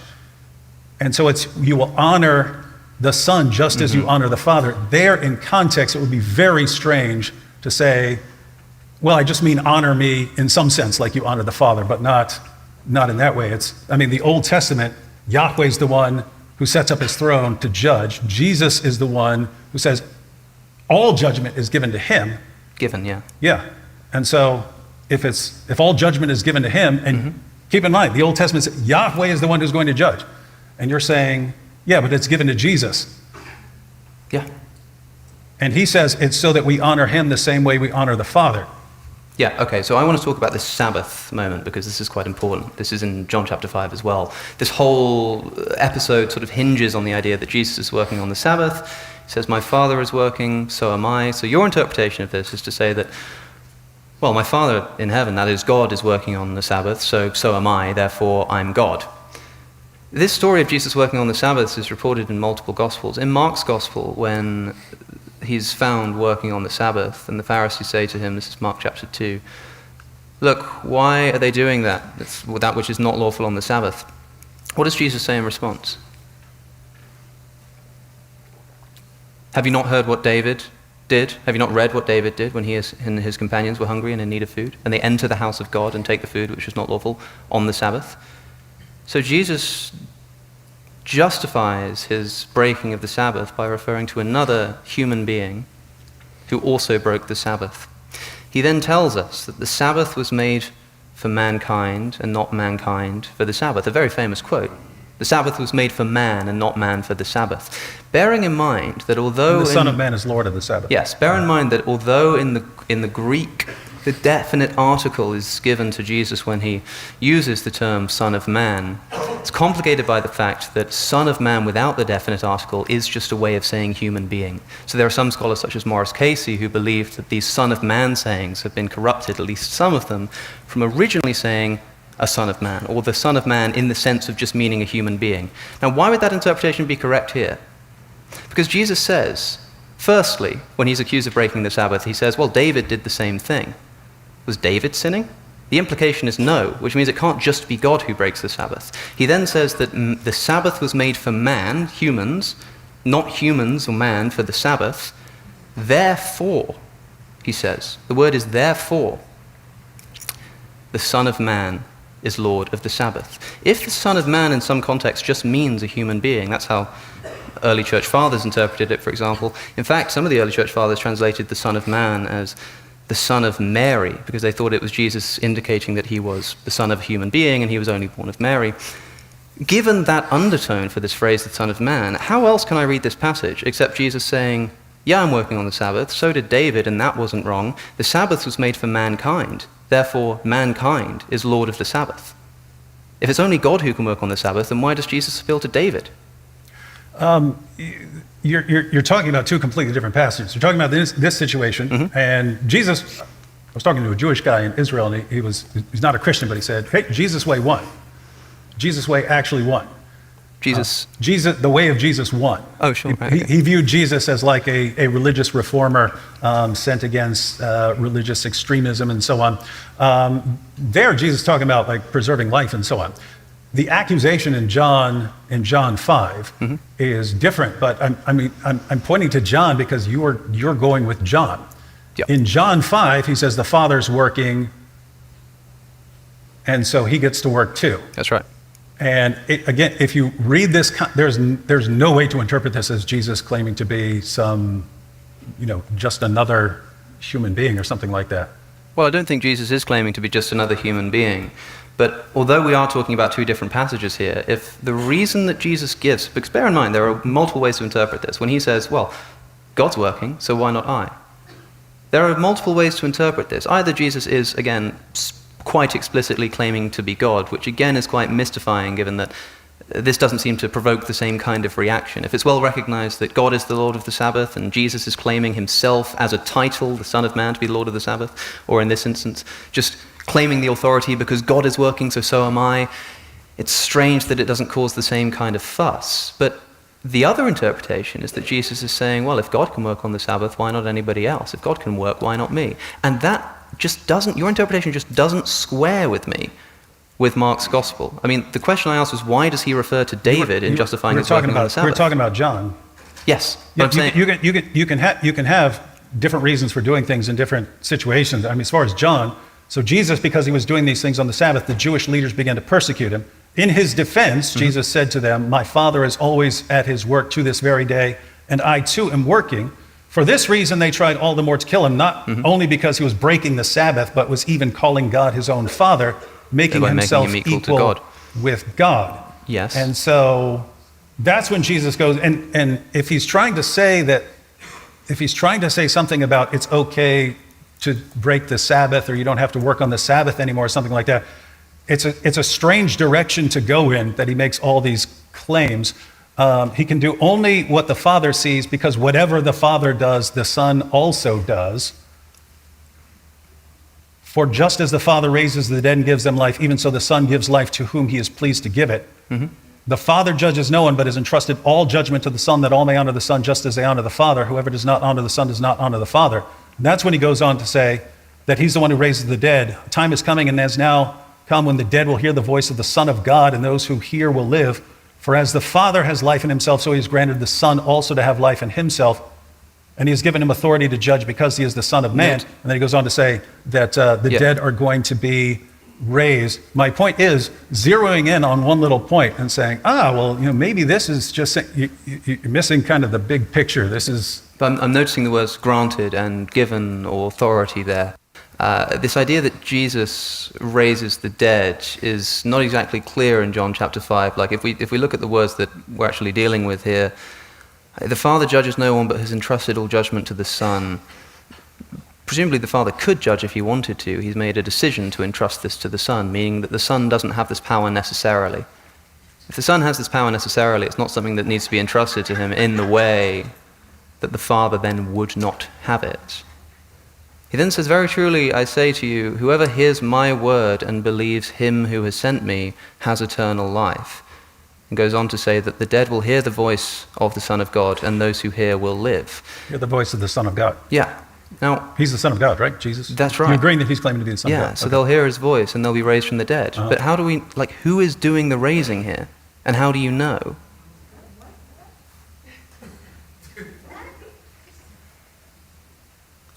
You're saying we're going to hear, people are going to, so you're saying someone else is raising them. God. When they hear the voice of the Son of God. So That's they're right. dead, they're just bones. They hear the voice of the Son of God, and then someone else raises them. For as the Father has life in himself, so he has granted the Son to also have life in himself. Life in himself. Yes, any power that Jesus has here is given to him by the Father. Why is Jesus, if God, in need of being given this power by the Father? You have this is the exact same issue that you have in Daniel 7, where the Son of Man coming with the clouds of heaven approaches the Ancient of Days, and he is given authority, glory, and sovereign power. That's right. It's why is he being given authority and glory and sovereign power? Yeah. But even before that, it's the Son of Man coming with the clouds of heaven. Yeah. That's how he approaches. But again, it's Yahweh who comes with the clouds. So he's Yahweh, and then something happens, and then he's given. Well, the Son of Man is Yahweh. Do you think that that was how Daniel 7 was interpreted by anybody before? Daniel saw a vision. That's but right. This is one of the issues as far as this is one of the issues that comes up in the two powers in heaven. Yeah. Because it's, again, Yahweh is the only one who comes with the clouds in the Old Testament, and here you have the Son of Man who receives worship and so on, and is worshipped by all nations. But notice, he approaches, and then he's given authority, glory, and sovereign power. Mm-hmm. But if you line that up with the Creed in Philippians, if you line that up with John 1 and so on, you get kind of a big picture. And you can take like John 1:1, in the beginning was the Word was with God, the Word was God, and then the Word became flesh and dwelt among us. That's after all things are created through him. And you find the same thing in Philippians 2, early Christian creed. When it's in your relationships with one another, have the same mindset as Christ Jesus, who being in very nature God, did not consider equality with God something to be used to his own advantage. Rather, he made himself nothing, taking the very nature of a servant. So these are, you have someone who is in nature God over here, someone who is the Word, through whom all things are created, Yes. and then enters creation, and then lives as Jesus, dies. And I would interpret it, since you have the ending in Matthew where Jesus approaches and he's worshipped there, and he says that all authority in heaven and earth has been given to him. So the idea is he becomes a servant. He's in very nature God. He takes on the nature of a servant, and then he lives as a servant. And the irony of this statement where he says the Son of Man came not to be served, but to serve and to give his life as a ransom for many. The irony there is he's the Son of Man. He's supposed to be served by all. And he says that he came to serve. And so he's living as a servant during this life. Then he dies. He rises from the dead. There's a lot here, right? Yeah. I want to go right back, because we started with this idea of the Son of Man coming on the clouds, meaning that he's Yahweh. Do you think that's how Daniel interpreted his vision? Do you think that's I believe Daniel saw a vision and recorded his vision. Do you think that's how the Sanhedrin interpreted Daniel 7? When Jesus comes for his trial, and he quotes Daniel 7, and says that you'll see the Son of Man riding on the clouds of heaven, do you think that the problem there was that Jesus was claiming to be God, and that's something that no human being can do? Because Daniel 7 is part of the Jewish scripture. They were expecting the coming of this Son of Man. So if it's obvious that the Son of Man was going to be Yahweh, then the Sanhedrin should have expected that the coming Son of Man would have been Yahweh. They might have thought that Jesus wasn't him. But do you think that the Sanhedrin were expecting whoever the rightful Son of Man was, who was to come, would be identical to Yahweh? And if not, why did they not read that into the passage as obviously as you think that they should have done? People were basically confused by these passages. That's the impression you get. They go in all sorts of different directions, and, this is referring to the Messiah. No, this is referring to some sort of angel. No, this is referring to this. No, I'm talking about what the text says. The Son of Man comes with the clouds of heaven. All before that, it's always Yahweh who comes on the clouds. And so if you were looking at that and if you didn't have the idea of, wait a minute, it just can't be. It's impossible that is referring to God, because you've got the Ancient of Days right there. If you're not reading, and really, I don't even know what to do if you're saying that. I'm not talking about you, I'm talking about anyone. Yeah. If you're reading that and going, no, it doesn't seem like this is God. He comes with the clouds of heaven, but then he's worshipped by all nations and has an everlasting kingdom. Mm-hmm. If you're just reading that, if you put it this way, if you didn't have the Ancient of Days in the picture and you're reading this description, comes on the cloud of heavens, worshipped by all nations, say, obviously God. Yeah, so the mystery comes in. The mystery comes in when it's, wait a minute, we've got the Ancient of Days here, so this is sounding like that's right. Two divine beings, and we just can't have that. Real quick, so we've gone through about 20 minutes. David, are you comfortable staying here, or do you want to ask Alex some questions now?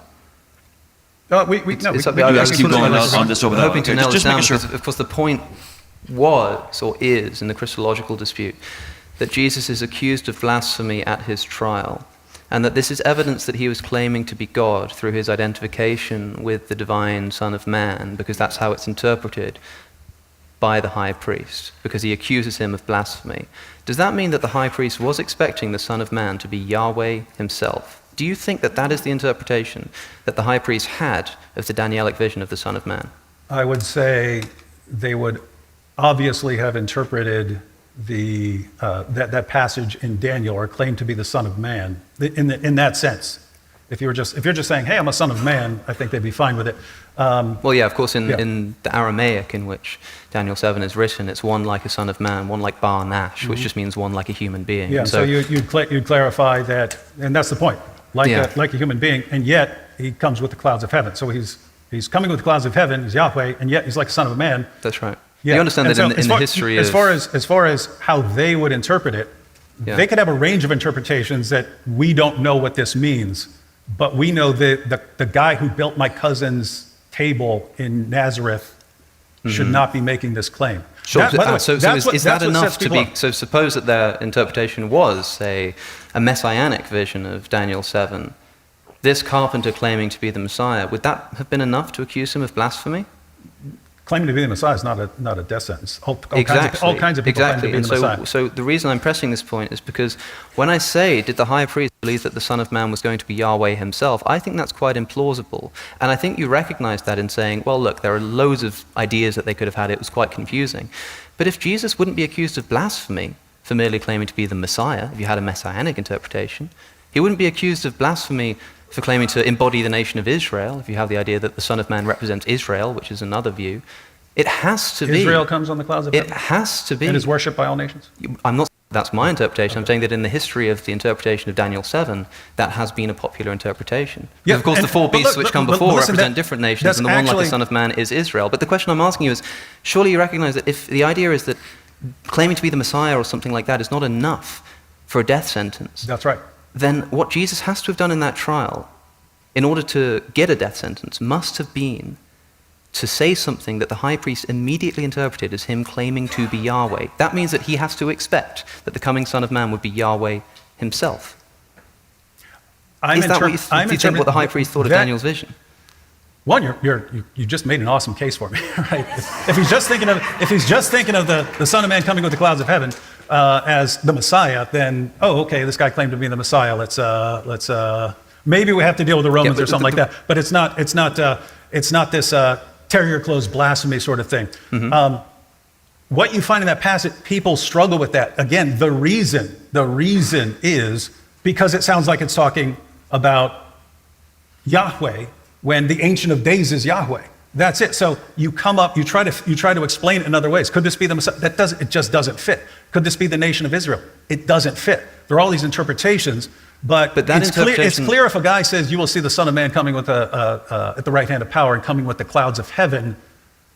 Yeah, it doesn't seem like they were taking that to just be a claim to be the Messiah. That interpretation, and you're right, that I'm bolstering the case here that Jesus must have been claiming to be Yahweh. What I'm saying is that if your position is correct, and that is the only thing that he could have been accused of blasphemy for, then you have to presuppose that the high priest had that interpretation of Daniel 7, which just seems so implausible to me. That's what they thought Daniel 7 meant. So that's what they thought at that time that it meant, that this Son of Man, who they did expect to come, would be Yahweh himself. Is that what you think they thought? Because you have to, for this to run. I don't have the records of the high priest. If he says this guy just claimed to be the Son of Man coming with the clouds of heaven, and again, if you just read the passage, if you just read in Daniel 7, if you didn't have the Ancient of Days there, it would be indisputable it's talking about God. But you've got the Ancient of Days there. So what's the context of this? First century, they're dealing with this two powers in heaven issue. And they don't know how to deal with it. They're coming up with all sorts of explanations for what this second power is. And then Jesus claims to be one of them. When does the two powers in heaven, idea, heresy, if you want to call it that now, when does that begin to emerge? BC. What evidence do you have of the popularity of the two powers in heaven idea in Second Temple Judaism? The main discussion that's used, like in Siegel's book, is the later rabbinic commentaries. But so you have in like the late 1st and 2nd century, right? Yeah, that's when they're talking about that's when it actually becomes it's a big deal. That's when Jewish orthodoxy is forming. So in other words, it's a relatively fringe position beforehand. No, it was fairly popular. What's your evidence for that? As far as I understand, it's a relatively fringe position. You have all these issues that are in the Old Testament, but then you have the Targums. You have the Targums that are putting Old Testament passages into Aramaic and so on, and they start giving some interesting translations of some of these passages and so on, and treating. There's a lot of other issues, like even with the name and with the word, and that's why Boyarin says the ideas are already there, because you have passages where they're interpreting the word, where they're interpreting the word of God as a personal agent and so on. So the idea is that it's drawing a parallel between that and John's gospel. Here's James McGrath on the two powers. The evidence surveyed thus far gives no support for dating the origins of the controversy even to the 2nd century. It is, of course, possible that the controversy did arise in the 2nd century, but it has not yet had sufficient impact to leave any clear or explicit trace in the traditions and literature from that period. When you have the rabbis forming Jewish orthodoxy, they're clearly responding to the issue of the two powers in heaven. Yeah, when's that happening? Yeah, that's later, but they're talking about things that happened earlier. But because remember, what we're talking about here is the idea of the Son of Man that the high priest would have had at Jesus' trial. If the two powers in heaven idea is something that only emerges in the late 1st and 2nd century. No, that's when it's being labeled a heresy. That's when they're declaring it a heresy, right. And they're setting out to But what I'm it. asking is why is it that if this is already a controversy that has emerged and is extant to the extent that the high priest believes it, then why is it leaving no trace in our traditions and literature from that period? Why, in other words, does it seem... What traditions do you have from... What commentaries are you talking about from the 1st century? Well, that's a silence thing, because I don't have commentary. What commentaries do I have that don't mention it? That's a bit of a broad question. I'm asking what commentaries you have that do. If the rabbis are talking about these earlier controversies and they're dealing with, because you have the Christians went one way with it. Yes. You had the Gnostics. It became an issue for the Gnostics because the Gnostics interpreted, they believed in the two powers in heaven, and they said they're basically in conflict. The two powers are in conflict. Yep. And so the Gnostics ran with that. And then you had Jewish mystics who were running with the issue. You think the Gnostics believed in the two powers in heaven heresy as you've described it? They believed in the two powers. Because as far as I really actually don't know. They went in a completely different direction. So the Christian direction was Father and Son. You've got Father and Son. You've got Son of Man coming with the clouds and Ancient of Days. You've got God and the Word of God. You've got Paul calling the Father God and calling Jesus Lord and so on. So you see it all over there. They have the two powers, but the two powers are in harmony and have always been so. Yeah. The Gnostics believed in the two powers, and they believe that they're in conflict. And so anyway, the point is. Okay, look, I really don't know here, but I think that this hinges on the evidence that the two powers in heaven idea is a popular enough controversy in the time of Jesus' lifetime, that the high priest of the Sanhedrin would have believed it. And as far as I can see, the evidence... You can tell what he believed by how he reacts. So you do think that this is what he believed then? Like, you're committing yourself to that view, in other words, that this is the view that the high priest had of Daniel 7, that the Son of Man would be Yahweh, that even before Jesus came along, this high priest must have read Daniel 7. I have no idea. He could have a range of ideas. No, you could just say you can't claim to be this guy. You can't say you have no idea, because if your whole claim is that Jesus couldn't have been accused of blasphemy for anything other than claiming to be God. I've never said that. In this instance, like, what other interpretation of Daniel 7 do you think would this... Let me put it this way. What interpretation other than the one that I've just described of Daniel 7 could the high priest have that would cause him to accuse Jesus of blasphemy based on the words that he said? As far as you can tell in commentary, they can't figure out what it means, right? And so the question is, how is the high priest interpreting what Jesus is saying?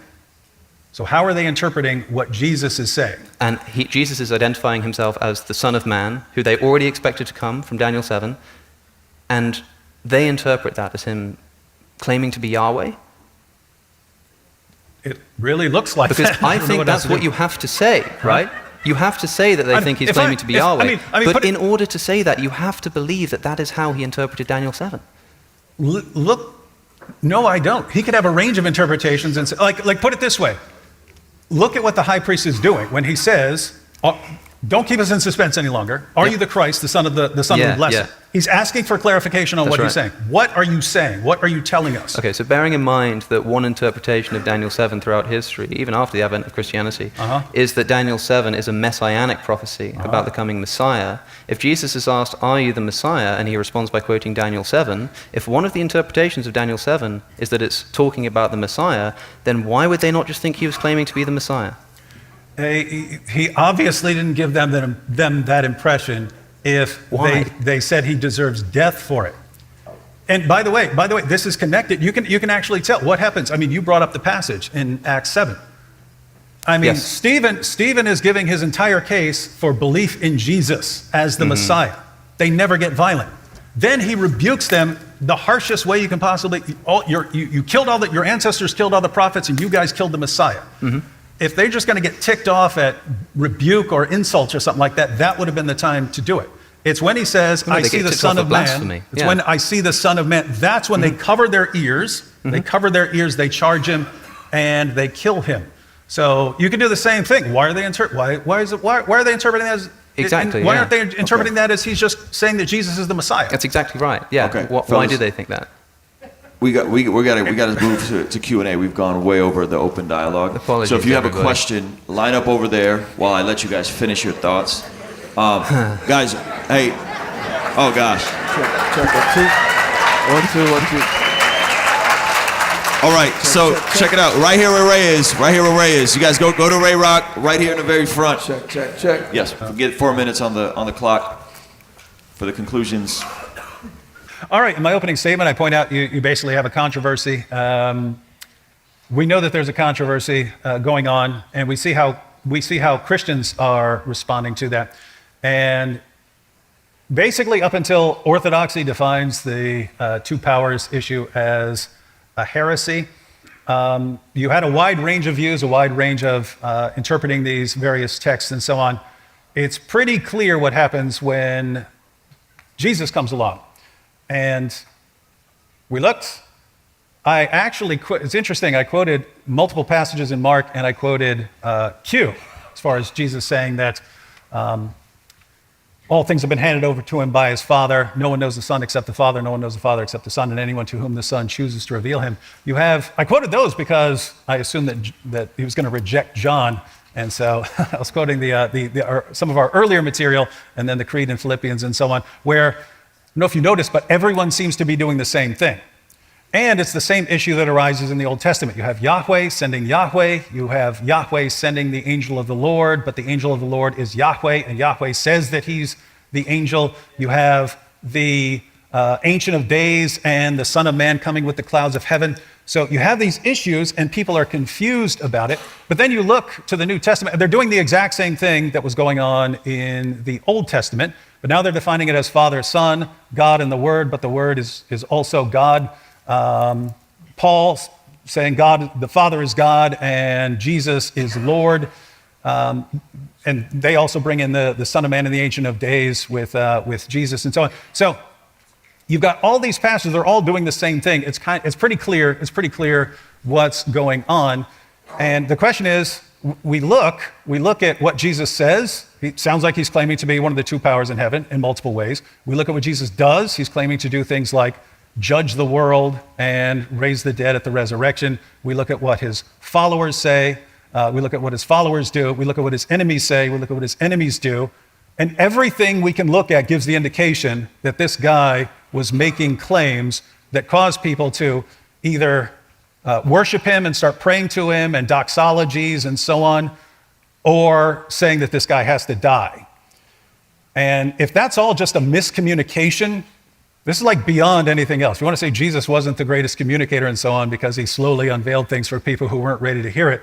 That's very different from saying everyone got the message horribly, horribly wrong. And so I just wanted to conclude here with the last minute. Wanted to revisit the famous quote from C.S. Lewis, that the trilemma, the problem with the trilemma was that it didn't rule out, it didn't include certain other options. So it's presented as Lord, Liar, Lunatic, but you've got the legend possibility that it doesn't include. What if all this is later legendary development? Well, we've seen that can't be the case because everyone concludes this. It's all over the place. It's in our earliest material. We can trace this back to within 2 years of the formation of the church when Paul is persecuting the church. What's he doing? He's persecuting people for calling on the name of Jesus the way they're calling on the name of the Lord. This means that the early church had this view. And the other option would be Jesus is a terrible communicator and everyone misunderstood him. And that, I just have to say, again, given how Jesus taught, I can't believe that everyone was horribly misunderstanding. And so when we rule those out, I think we can agree with C.S. Lewis, who said, I'm trying to prevent anyone saying the really foolish thing that people often say about him. I'm ready to accept Jesus as a great moral teacher, but I do not accept his claim to be God. That is the one thing we must not say. A man who was merely a man and said the sort of things Jesus said would not be a great moral teacher. He would either be a lunatic on the level with the man who says he is a poached egg, or else he would be the devil of hell. You must make your choice. Either this man was and is the Son of God, or else a madman or something worse. You can shut him up for a fool, you can spit at him and kill him as a demon, or you can fall at his feet and call him Lord and God. But let us not come with any patronizing nonsense about his being a great human teacher or a terrible communicator. He has not left that open to us. He did not intend to. All right. Sure. Alex, Actually, 4-minute closing. All right, 4-minute closing from Alex.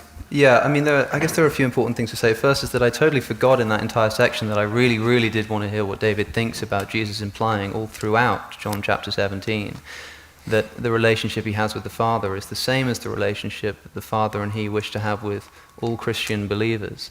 I find it quite stunning that when specifically asked to clarify his Christological position, he describes his relationship with the Father in terms that he then attributes to first his disciples and then the rest of Christian believers.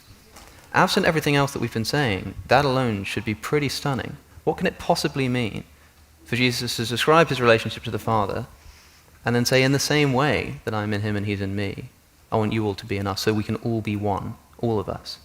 What can that possibly mean? We didn't even get to discuss this. Maybe some people in the Q&A have some answers. But on its own, that is enough to raise some serious question marks. Of course, a lot of David's case has relied on this two powers heresy, and we were sort of getting a bit caught in the weeds there about the dating. I read a quote from James McGrath, which I didn't finish because it's quite long, but he goes on to say, and this is in The Only True God, early Christian monotheism in its Jewish context. He says, of course, conversely, the absence of evidence for the existence of the heresy in this period surveyed so far does not prove that it did not yet exist. Of course that's true. However, in view of the clear polemic against two powers in later writings, and the complete absence of such polemic in earlier writings, this at least strongly suggests the possibility that the two powers only became an issue for whatever reason in the period after those documents were put in their present form. In other words, this two powers discussion doesn't seem to crop up at all until it's too late to have influenced the high priest. And I want to know why, I suppose, that's the case. I want to know why it is that Jesus also says that the glory he receives from the Father will be given to the disciples and given to everybody else. I want to know why Jesus is given the authority to forgive sins, which at least is interpreted by his Jewish opponents as something only God can do, and then gives it to his disciples, the same authority at the end of John chapter 20, saying, as the Father has sent me, I'm now sending you. What is going on here? Why is Jesus passing on all of these divine prerogatives in unity to his disciples in precisely the way that he got them from the Father? If any of these instances, any of these divine... And same thing with judgment, by the way, which David keeps coming back to, which God also delegates to other people. Again, we haven't heard much response on these ideas of it's not just Jesus who gets to judge, but Jesus also delegates that judgment. The example I gave was delegating judgment of the 12 tribes of Israel to his disciples, which is something we're pretty sure he historically actually said, because he says that the 12 of you will sit on 12 thrones, judging the 12 tribes of Israel. Meanwhile, Judas is currently present. So it's likely he actually said this, because it's not something a later Christian writer would make up. There are Christian interpretations as to why he would have still said 12, of course, but it's an unnatural thing for someone to have made up. So we think he actually said it. He's delegating his judgment. Why is Jesus taking all of these divine prerogatives and giving them to human beings, if he's more than just a human being himself? But of course, he's not just a human being qua his position. He's a very special kind of human being, someone who, according to the non-gospel New Testament sources, is exalted, given the name above every other name. Interesting implication for the divine name-bearing model, by the way. what is the best interpretation is all I basically have to ask of all of these points. I mean, we got quite caught up in there in the nature of blasphemy and what Jesus could have been claiming. Again, I'll just press the point that if you want to accept that Jesus couldn't have been accused of blasphemy for anything other than claiming to be Yahweh, and yet all he really did was quote Daniel 7, then you have to believe that at the time of Jesus' trial, it was popular enough within Jewish thought to expect that the coming Son of Man, as prophesied in Daniel 7, would be Yahweh himself. I don't see any evidence for that at all. So for these considerations, I think it a suspicious reading of the New Testament to say that Jesus was claiming identity with Yahweh. All right. Before we go to the first question, I got one question for Alex, and I would love to hear your answer on this. I'm going to throw a monkey wrench in this whole thing. You've brought this up before, the idea in Eastern Orthodoxy of theosis or deification. Does that solve the dilemma that you're referring to? Theosis, the process of humans attaining likeness to and union with God, participating in the divine energies, divine nature, and experiencing community with the Holy Trinity. If we're adding the Eastern Orthodox position, which is within the realms of Orthodoxy, as Protestants would probably call that glorification, right? They're giving very specific language. Your dilemma is Jesus is God, and then he's given this godlike authority to his disciples. Could you concede potentially that that solves the dilemma? Only if that also describes how Jesus relates to his own Father. Because, of course, constantly Jesus is using the word kathos, or kathos, which means just as, in the same way as. So, sure, maybe this is talking about a kind of elevation of humans to share in the likeness of God in some other kind of way, but Deification. deification. But then Jesus would have to see himself in the same way, which is in so many words what I'm trying to say Jesus was in fact doing. So yes. Okay, cool. All right, we're going to go to questions. Let's. All right, we have 8 Ray Rock minutes. got it. We're going to get through this real quick. We Oh, got boy. a question Sorry, from everyone. Avery. All right. All right, for sure. What's going on, guys? So this is a question for Alex, man. How you doing, man? Hey, You mentioned, God logic. Yes, yes, sir. You mentioned in Hebrews 1 where God is speaking. Or God spoke to our, through prophets. Now He speaks to us through His Son, and you're saying, where was Jesus then? Back then He should have been active. And so, regarding Hebrews, I just want to read you this and get your thoughts on this. Okay, it's Hebrews 11. Regarding Moses, it says, by faith, Moses, and I'm gonna just skip down to 25 and 26 for time. Choosing rather to be mistreated with the people of God than to enjoy the fleeting pleasures of sin, he considered the reproach of Christ greater wealth than the treasures of Egypt, for he was looking to the reward.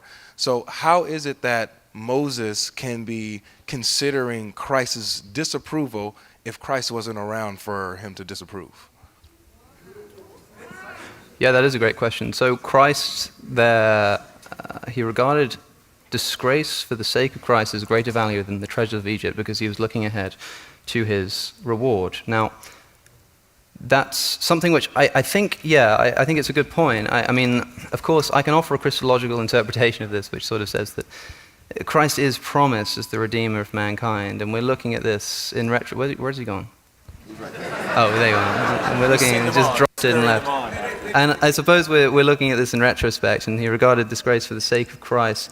Yeah, I do think that in this instance, Hebrews is probably presenting Jesus as, I don't know about the angel of Yahweh, but certainly we're looking at a high Christology in Hebrews, yeah. So close. But, yeah, I see what you're saying. All right, let's go to the next question because we only got a few. He's so close, guys. But I have no, for what it's worth, I have no problem saying that Hebrews has a high Christology. That's kind of not an issue to me. But I think it is interesting to suggest that as a retort to the idea of the angel of Yahweh being Jesus, I think that is an excellent point. Yeah. Great job, Avery. All right. We got a question for David Wood real quick. Gentlemen, thank you for a wonderful debate. Dr. Wood, regarding the I am statements of Jesus in the Gospel of John, the most palpable, powerful, divine statements by Christ, why do you believe that they are omitted from Mark, from Q, from Matthew, and Luke, our 4 earliest Gospels, and then John comes along, and these statements are present in John and missing from all of our other sources? Did I bring up I am statements? No. Who brought them up? That's suppose interesting. the question. It is fascinating if you walk in and you say, all right, I'm going to quote all these passages in John. They go, it's too late. It's the latest source. You can't trust that. It's clearly made up later and so on. And so you say, okay, let me just go with the earliest material. Go Q, Mark, and Paul. And then it's, well, what about John? That's very interesting. So I can't quote John, but they can quote John. These are awesome times. One, I think the Synoptic Gospel writers are focusing on different theological issues, and so in Mark, for instance, you have the announcement. You have the announcement that John the Baptist is preparing the way for Jesus, but he actually quotes Isaiah that the messenger is going to prepare the way for the Lord. And so if you look at how it unfolds, it's raising all these questions. Who is this guy who says he can forgive sins? This guy says that he's the Lord of the Sabbath. You do have an I am statement there in Mark 6:50, but there are passages where it could just be translated as it is I, which is why I don't point to these, but they are there, and that's the context where it would make sense. Because this is a really powerful religious moment for them. So you could interpret it that way, but since it's kind of ambiguous, I don't. But as far as why material is quoted in John that's not quoted in other Gospels, again, I think they're focusing on different issues. You look at Mark; it's very action-based. Jesus went here, did this. Jesus went here, there, and did that. And yet you have it unfolding to who Jesus is claiming to be. He eventually gets to the point where once his followers grant that he's the Messiah, then he starts modifying people's expectations of what the Messiah is. That's when you have him saying, well, how does David call the Messiah Lord if he's just the son of David? And then you eventually get to the trial, and it's this guy has to die. But this is just Jesus went here and did this. It's not focusing a lot on Jesus' teaching. And then you get Matthew, he takes the same material, but he includes some long sermons and so on, so he's including that material.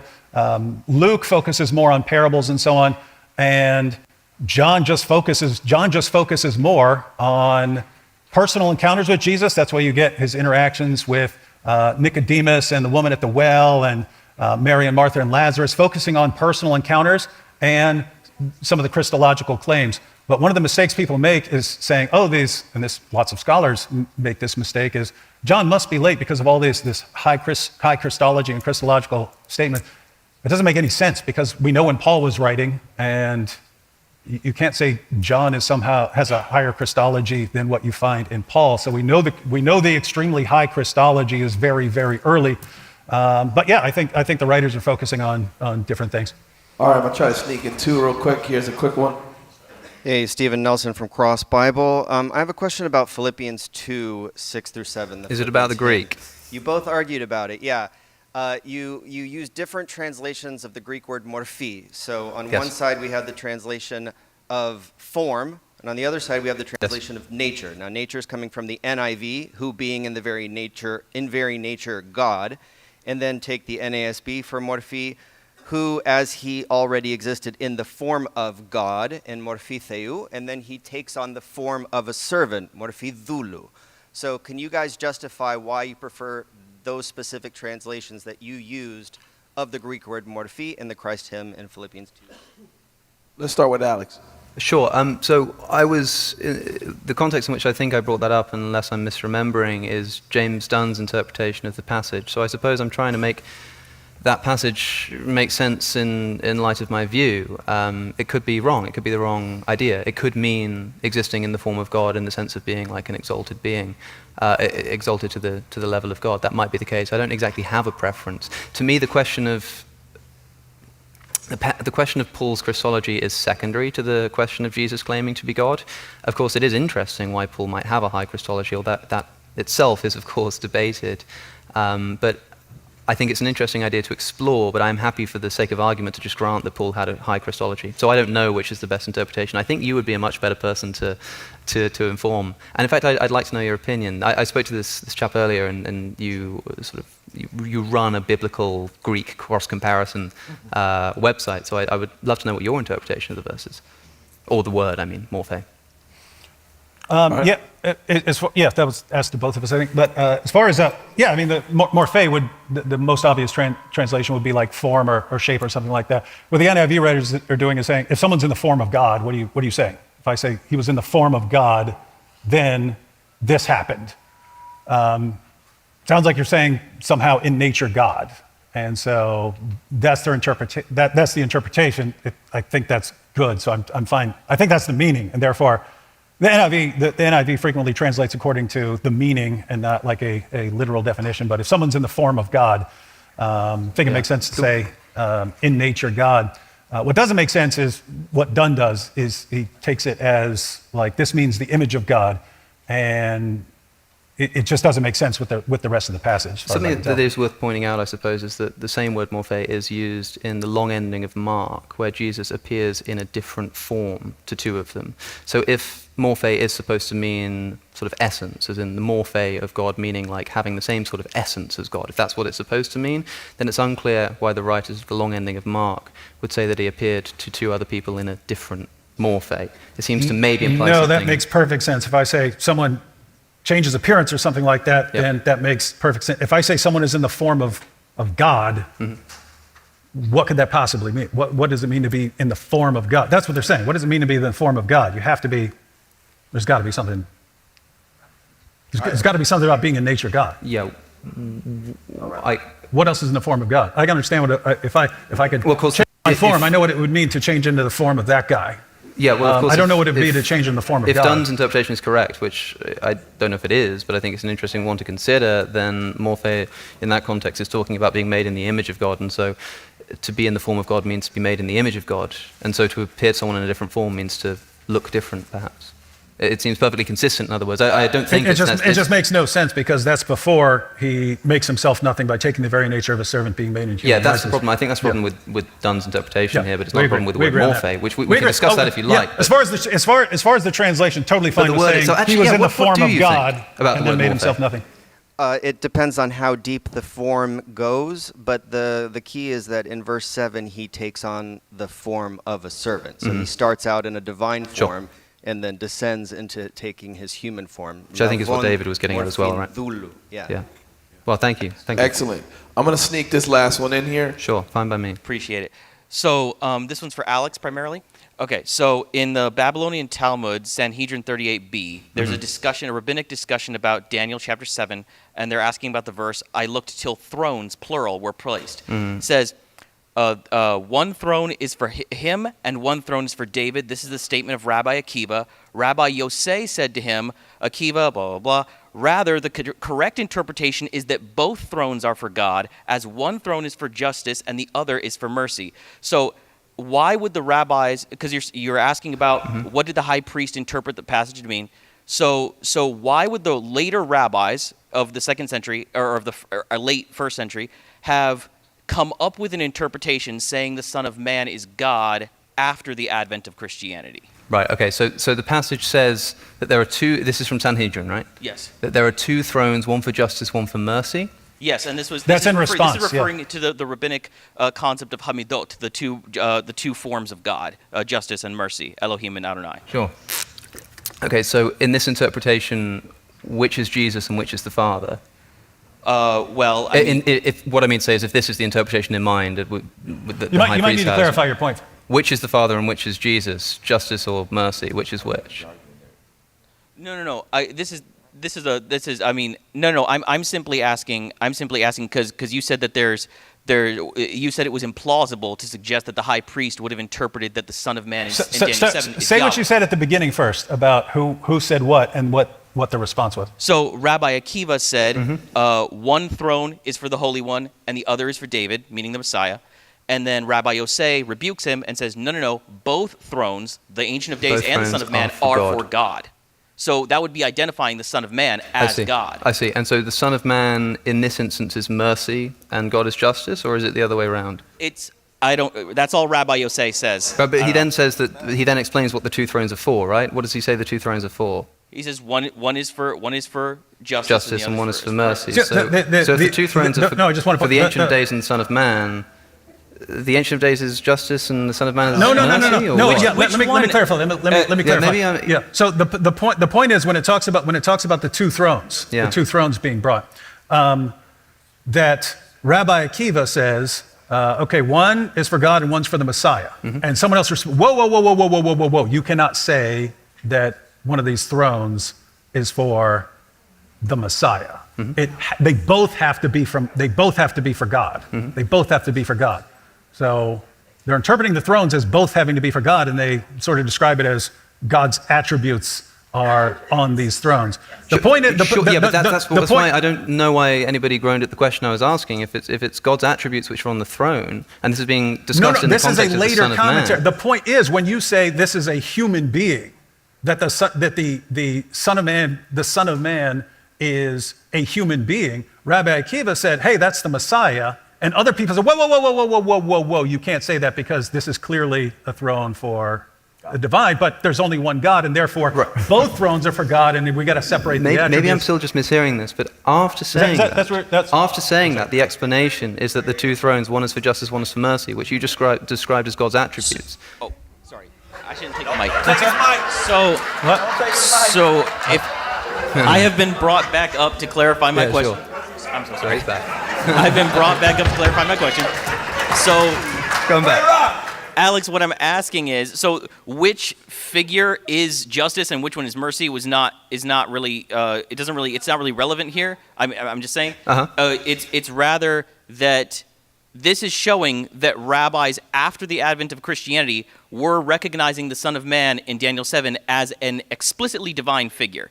Because when Rabbi Akiva says, oh, it's the Messiah, he says, no, both figures, the two distinct figures, are God. Oh, sorry, yeah, okay, so wait, so after the advent of Christianity, so when are you talking about? You said after the advent of Christianity, when are you talking about? He's saying that they've had this argument already, and that within the Jewish Talmud, they're arguing about this throne for two gods. Okay. The point is there are rabbis who interpreted the Son of Man as God. Okay, look. For fear of... Because you said it was implausible. That's what he was responding to. Earlier you said it was implausible. I understand that part. For fear of further misunderstanding and further groans from the audience, I fear I would want to read that passage on paper in front of me, which maybe... Where's he gone? There you are. Can you speak to me after class? Let's give him a round of applause, y'all. Oh, my gosh. All right, ladies and gentlemen, that concludes Alex O'Connor versus David Wood, the Jesus claim to be God.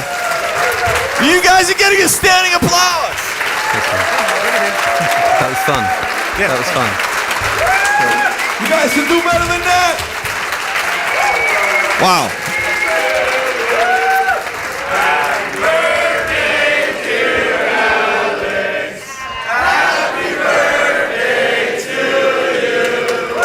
I did not tell them to do that.